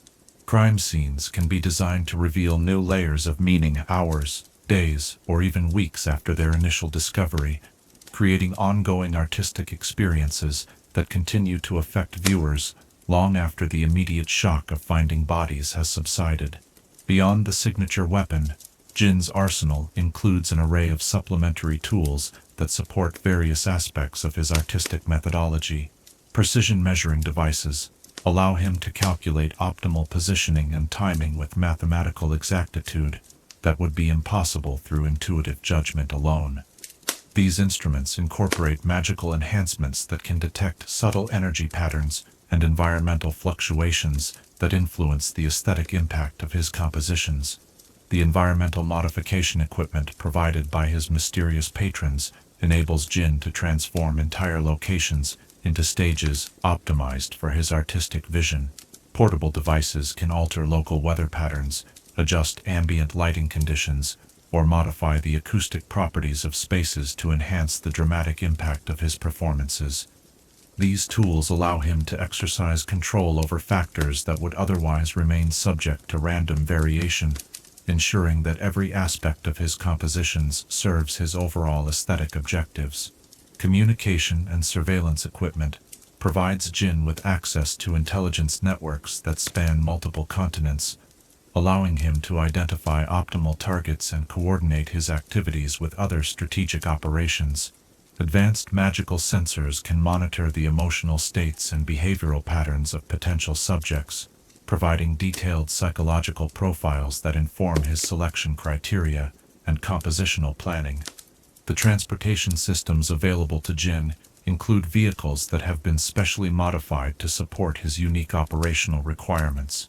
These conveyances incorporate storage systems designed to preserve the integrity of sensitive magical ammunition, while their propulsion and navigation systems allow for rapid movement between widely separated locations without detection by conventional security measures. Perhaps most importantly, Jhin's tools include comprehensive libraries of theoretical resources that support his ongoing development as an artist and strategic operator. These collections contain works on aesthetic theory, psychological manipulation, and social engineering that have been gathered from across the known world.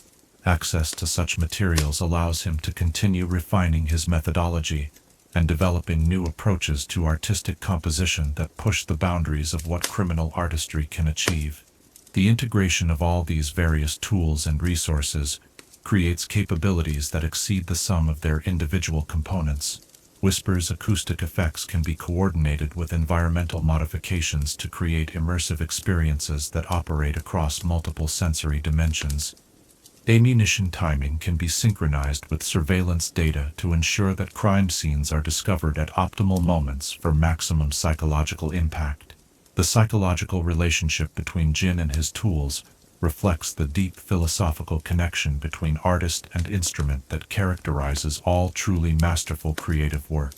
Whisper in particular has become more than a weapon. It serves as a conduit through which Jhin's artistic vision is translated into physical reality.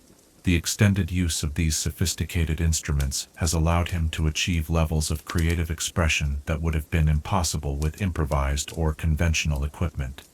The evolution of Jhin's tools continues as his mysterious patrons provide access to new technologies and magical innovations that expand his artistic capabilities.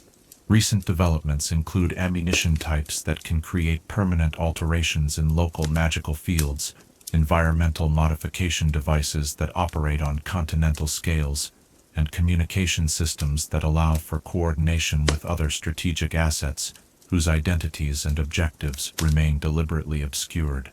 The maintenance and calibration of such sophisticated equipment requires technical expertise that extends well beyond Jhin's individual capabilities, suggesting that his patrons maintain support networks capable of providing ongoing service and enhancement for the tools they have provided. This infrastructure represents a significant investment in Jhin's long-term effectiveness, as both artist and strategic asset. The implications of such advanced capabilities extend far beyond individual criminal activity toward forms of warfare and social manipulation that challenge conventional understanding of how conflicts are fought and resolved. The tools available to Jhin represent a new category of strategic asset that uses aesthetic manipulation as its primary weapon, creating effects that operate on psychological and cultural levels rather than through simple physical force.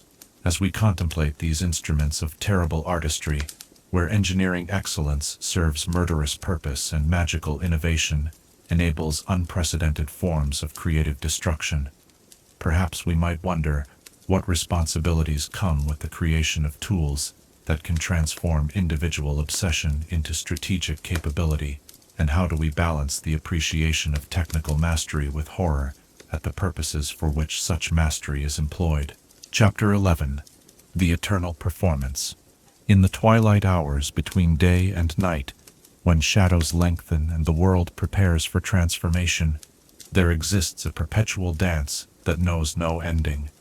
A performance that continues across continents and through seasons, guided by a vision that transcends the boundaries of mortal ambition.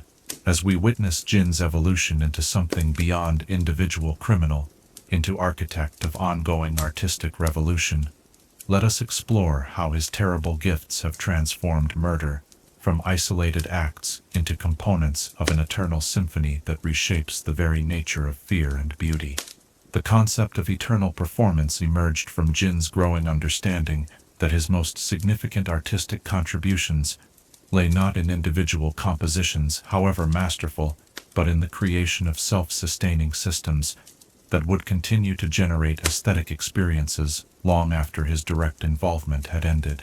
His years of theoretical development had led him to envision artistry that operated independently of its creator, producing effects that evolved and adapted according to principles embedded within their original design. This philosophical evolution represented a fundamental shift in Jhin's approach to his craft, where his earlier work had focused on creating perfect moments of terrible beauty. His mature vision encompassed the development of ongoing processes that would continue to influence human behavior and perception across extended periods of time. The Golden Demon had evolved beyond serial killer towards something approaching a force of nature, whose effects rippled outward through culture and consciousness like waves from a stone dropped in still water. The practical implementation of this eternal performance concept required resources and coordination capabilities that exceeded anything available to individual criminals, however gifted. The support provided by his mysterious patrons had made possible not just enhanced equipment and expanded operational scope, but access to institutional frameworks that could sustain complex projects across multiple regions and extended time periods. The current phase of Jhin's activities operates simultaneously across dozens of different locations, each serving as a stage for ongoing artistic presentations that unfold according to carefully orchestrated schedules. Crime scenes are no longer discovered as isolated incidents, but as episodes in larger narratives that connect events separated by hundreds of miles and months of time. The psychological impact of this coordinated approach creates effects that transcend the sum of individual compositions. The selection of participants for these extended performances reflects Jhin's evolved understanding of how individual deaths can be leveraged to achieve broader cultural and political objectives. Rather than focusing exclusively on targets whose elimination would create immediate dramatic impact, he has begun incorporating subjects whose absence will contribute to longer-term social transformations that may not become apparent for years or decades. The temporal structure underlying the eternal performance operates according to principles derived from Jhin's obsessive study of cyclical phenomena, natural rhythms, seasonal changes, astronomical events, generational transitions, provide frameworks for organizing activities that synchronize human tragedy with cosmic movements. This integration of individual artistry with universal patterns creates compositions that seem to possess supernatural significance beyond their immediate criminal content. The geographical distribution of performance sites has been carefully calculated to create resonances that operate across continental scales. Mathematical relationships between crime scene locations correspond to sacred geometries that amplify the psychological effects of individual discoveries.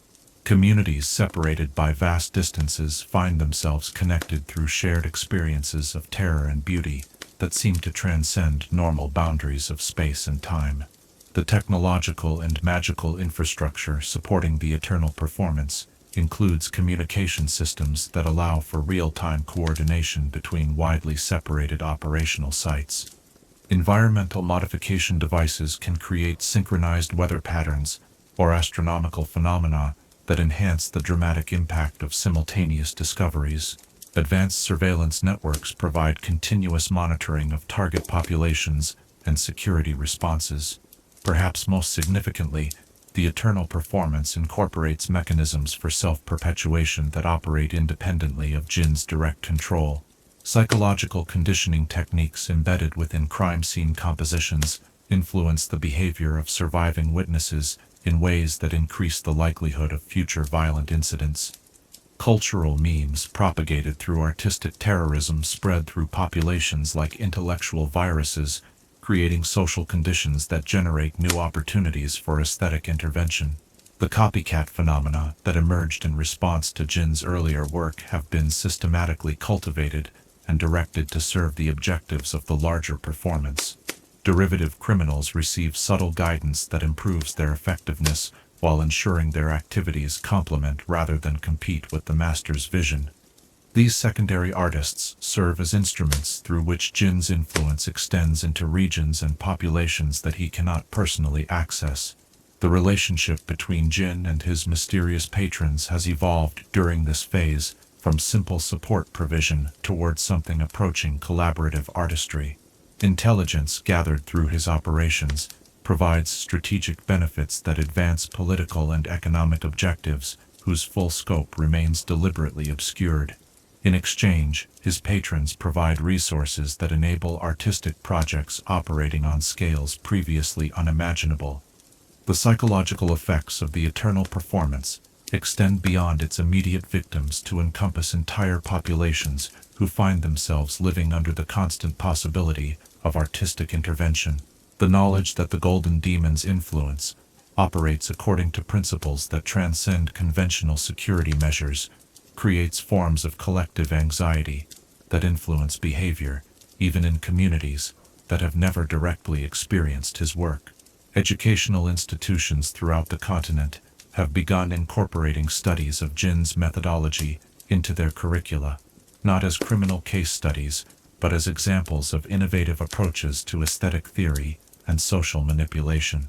This academic legitimization of his techniques contributes to their broader cultural integration, while training future generations in analytical frameworks that may predispose them toward acceptance of artistic terrorism as a valid form of creative expression. Religious and philosophical systems have struggled to develop coherent responses to forms of evil that seem to possess genuine aesthetic merit. Traditional teachings about the relationship between beauty and goodness prove inadequate when confronted with artistry that achieves undeniable visual and emotional impact through acts of calculated cruelty. Some communities have developed new theological frameworks that attempt to reconcile artistic appreciation with moral condemnation, while others have retreated into forms of aesthetic puritanism that reject beauty itself as potentially corrupting. The economic implications of the eternal performance include disruptions to traditional markets for art, entertainment, and cultural expression. Conventional artists find themselves competing for attention with forms of performance that achieve emotional impact through actual death, rather than symbolic representation. Some creative individuals have attempted to incorporate elements of Jhin's methodology into their own work, creating hybrid forms that explore the boundaries between legitimate artistry and criminal activity. The investigation efforts that have emerged in response to the eternal performance require unprecedented levels of international cooperation and resource allocation. Traditional law enforcement agencies lack the theoretical frameworks and analytical tools necessary to understand threats that operate according to aesthetic rather than purely practical considerations. New forms of expertise that combine criminal investigation with art criticism and psychological analysis have been developed to address these challenges. Military strategists have begun studying Jhin's techniques as examples of unconventional warfare that uses cultural manipulation as its primary weapon. The ability to influence enemy populations through aesthetic terrorism offers strategic advantages that complement traditional military pressure while operating through channels that are difficult to detect or counter using conventional defensive measures. The technological innovations developed to support the eternal performance have found applications in other domains that extend far beyond criminal activity. Communication systems designed for coordinating artistic terrorism prove useful for legitimate cultural projects that require synchronization across multiple locations. Environmental modification techniques developed for enhancing crime scene aesthetics can be applied to urban planning and architectural design. The cultural legacy of the eternal performance continues to evolve as its influence spreads through populations and institutions that may not recognize the source of changes in their behavior and perception. Aesthetic sensibilities shaped by exposure to Jhin's work influence preferences in art, architecture, entertainment, and social organization in ways that create ongoing transformations long after specific incidents have been forgotten. The philosophical questions raised by the eternal performance challenge fundamental assumptions about the relationship between individual creativity and collective security. The demonstration that artistic vision, when supported by adequate resources and institutional backing, can achieve influence that rivals or exceeds that of conventional political and military forces, has implications that extend far beyond criminal justice toward basic questions about how societies should organize themselves to balance creative freedom with public safety. As the eternal performance continues to unfold across multiple continents and through extended time periods, it becomes increasingly clear that Jhin's greatest artistic achievement may not be any individual composition, but the creation of self-sustaining systems that generate ongoing aesthetic experiences while advancing strategic objectives that operate on scales larger than any single artist could hope to achieve through personal effort alone. The stage has been set for artistic projects that will continue to influence human behavior and perception long after their creator has passed from the scene, creating forms of aesthetic immortality that transcend the biological limitations that constrain conventional artistic legacy. As we contemplate this transformation of individual obsession into eternal influence, where personal vision becomes self-perpetuating system and artistic terrorism becomes cultural revolution, perhaps we might wonder, what price do civilizations pay when they allow the pursuit of beauty to become disconnected from considerations of human welfare? And how do we distinguish between legitimate artistic innovation and the weaponization of creative expression for purposes that transcend moral boundaries? Chapter 12. Beauty in Horror. As our journey through the labyrinthine mind of Runeterra's most enigmatic artist draws to its close, we find ourselves standing at the edge of profound questions that extend far beyond the boundaries of criminal psychology into the deepest mysteries of human nature itself. In these final moments of contemplation, let us explore the terrible paradox that lies at the heart of Jhin's existence, how genuine beauty can emerge from acts of unspeakable horror, and what this revelation means for our understanding of art, morality, and the complex relationship between creation and destruction. The phenomenon of finding aesthetic value in morally reprehensible acts represents one of the most challenging philosophical problems that human consciousness can encounter. Throughout history, individuals have struggled to reconcile their emotional responses to beauty with their intellectual understanding of right and wrong, but few cases have presented this conflict in as stark and unavoidable terms as the artistic legacy of the Golden Demon.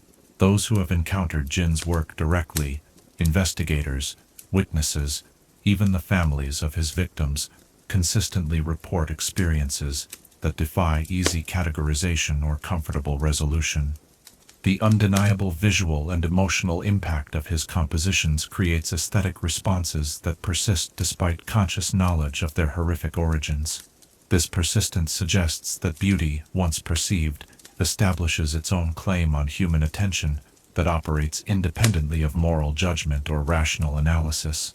The psychological mechanisms underlying this aesthetic response reveal fundamental aspects of how human consciousness processes complex information that contains contradictory elements.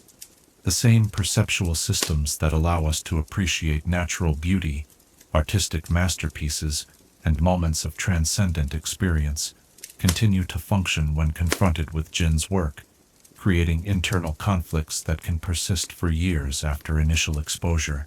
These conflicts are not simply matters of individual psychological dysfunction, but represent universal human responses to situations that challenge basic assumptions about the relationship between beauty and goodness. The comfortable belief that aesthetic value naturally aligns with moral virtue proves inadequate when confronted with works that achieve genuine artistic merit through acts of calculated evil. The cultural implications of Jhin's aesthetic achievements extend far beyond the immediate impact of his criminal activities toward broader questions about how societies should respond to forms of artistic expression that challenge fundamental moral boundaries. Traditional frameworks for evaluating creative work, criticism, academic analysis, museum curation, prove inadequate when applied to artistry that incorporates actual murder as its primary medium. Some communities have attempted to resolve this conflict by developing new categories of aesthetic evaluation that separate technical achievement from moral acceptability, allowing for appreciation of Jhin's compositional skills while maintaining condemnation of his methods. Others have retreated into forms of moral absolutism that reject any acknowledgement of beauty in his work, arguing that such recognition constitutes complicity with evil, regardless of the analytical frameworks employed. The philosophical traditions that have grappled with questions about the relationship between art and morality throughout history provide limited guidance for understanding phenomena like Jhin's artistic terrorism. Classical theories that position beauty as a fundamental good struggle to account for aesthetic experiences that emerge from acts of deliberate cruelty. Modern frameworks that emphasize artistic autonomy and creative freedom offer little protection against the weaponization of aesthetic principles for destructive purposes. The religious and spiritual dimensions of the beauty-horror paradox reveal how deeply these questions penetrate into fundamental beliefs about the nature of existence itself. Many faith traditions teach that true beauty reflects divine harmony and cosmic order, making it difficult to reconcile such beliefs with aesthetic experiences that emerge from acts that seem to represent pure chaos and destruction. Yet Jhin's work demonstrates mathematical precision and philosophical sophistication that suggest underlying order rather than random violence.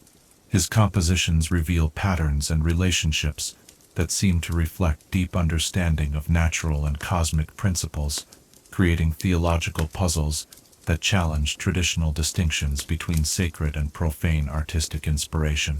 The psychological profiles developed by scholars who have studied Jhin's personality and methodology reveal an individual who appears to experience genuine aesthetic emotions and creative satisfaction while remaining apparently incapable of conventional empathy or moral reasoning. This combination of traits suggests that the capacity for aesthetic appreciation can exist independently of the psychological mechanisms that normally link creative activity with prosocial behavior. This independence has troubling implications for how societies understand and nurture artistic talent. If the same psychological qualities that enable great artistic achievement can be divorced from moral consideration and directed toward destructive purposes, traditional assumptions about the civilizing influence of cultural education and aesthetic development require fundamental reconsideration. The educational systems that have attempted to analyze Jhin's work as an academic subject face constant tension between intellectual honesty and moral responsibility. Scholarly analysis of his compositions reveals genuine innovations in aesthetic theory and compositional technique that advance human understanding of how visual and temporal elements can be combined to create powerful emotional experiences. Yet this knowledge comes at the cost of legitimizing methodologies that incorporate murder as an essential component. The practical applications of insights derived from studying Jhin's work extend into domains far removed from criminal activity. Architects, urban planners, and designers have found that his approaches to spatial organization and environmental manipulation offer solutions to complex aesthetic problems in legitimate creative contexts. Therapeutic applications of his temporal composition techniques have shown promise for treating certain forms of psychological trauma and emotional dysfunction. These beneficial applications create additional moral complexity by demonstrating that knowledge derived from evil sources can be redirected toward constructive purposes. The question of whether such applications represent redemption of Jhin's work or further corruption of legitimate artistic practice remains actively debated among ethicists and cultural theorists. The international responses to Jhin's activities have varied significantly depending on cultural attitudes toward the relationship between individual artistic expression and collective social responsibility. Some nations have implemented comprehensive censorship of information about his work, while others have embraced academic study of his techniques as legitimate scholarly inquiry that advances human understanding of aesthetic phenomena. The technological innovations developed in response to Jhin's activities, surveillance systems, threat assessment protocols, international coordination mechanisms, have created capabilities that extend far beyond their original purpose toward general enhancement of law enforcement and security operations. The ironic result is that his criminal artistry has contributed to social safety in ways that his direct activities have obviously undermined. The long-term cultural influence of Jhin's work continues to evolve as new generations encounter his artistic legacy through historical study rather than direct experience. Young artists and scholars who approach his compositions as academic subjects rather than contemporary threats may develop different relationships with his work that emphasize technical innovation over moral revulsion. This generational shift raises questions about how societies maintain moral clarity across time periods when the immediate emotional impact of historical events fades into abstract intellectual analysis. The transformation of Jhin from active threat to historical subject may facilitate more nuanced understanding of his artistic achievements, while simultaneously reducing the psychological barriers that prevent broader adoption of his methodologies. The philosophical legacy of the beauty-horror paradox extends beyond questions about Jhin's specific case toward broader consideration of how human beings should respond to aesthetic experiences that challenge moral boundaries. The uncomfortable recognition that genuine beauty can emerge from terrible sources forces confrontation with fundamental questions about the nature of aesthetic value and its relationship to ethical behavior. Perhaps the most profound insight emerging from contemplation of Jhin's artistic legacy is the recognition that beauty itself is morally neutral, a quality that can enhance both beneficial and destructive human activities without fundamentally altering their ethical character. This understanding suggests that aesthetic appreciation, while valuable and enriching, cannot serve as a substitute for moral reasoning or ethical judgment. The responsibility for maintaining the distinction between appreciation of aesthetic achievement and endorsement of destructive behavior ultimately rests with individuals and communities who encounter works that challenge comfortable assumptions about the relationship between art and morality. The existence of genuine beauty in horrible contexts does not diminish the moral imperative to oppose evil, but it does complicate the psychological and cultural processes through which such opposition is maintained.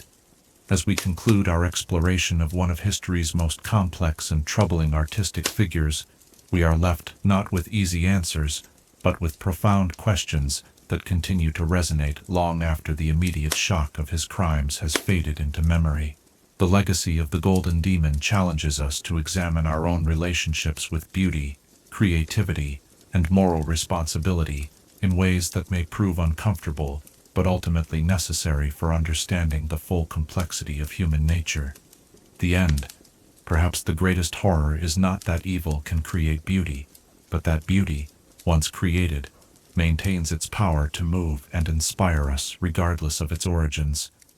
forcing us to confront the uncomfortable truth that our capacity for aesthetic appreciation operates according to principles that transcend our moral sensibilities and challenge our most fundamental assumptions about the nature of good and evil.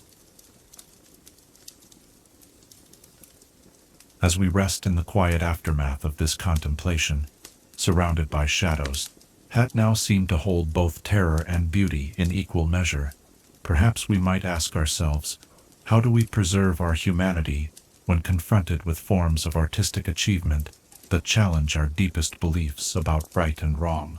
And what responsibility do we bear for the aesthetic responses that arise within us, despite our conscious moral judgments?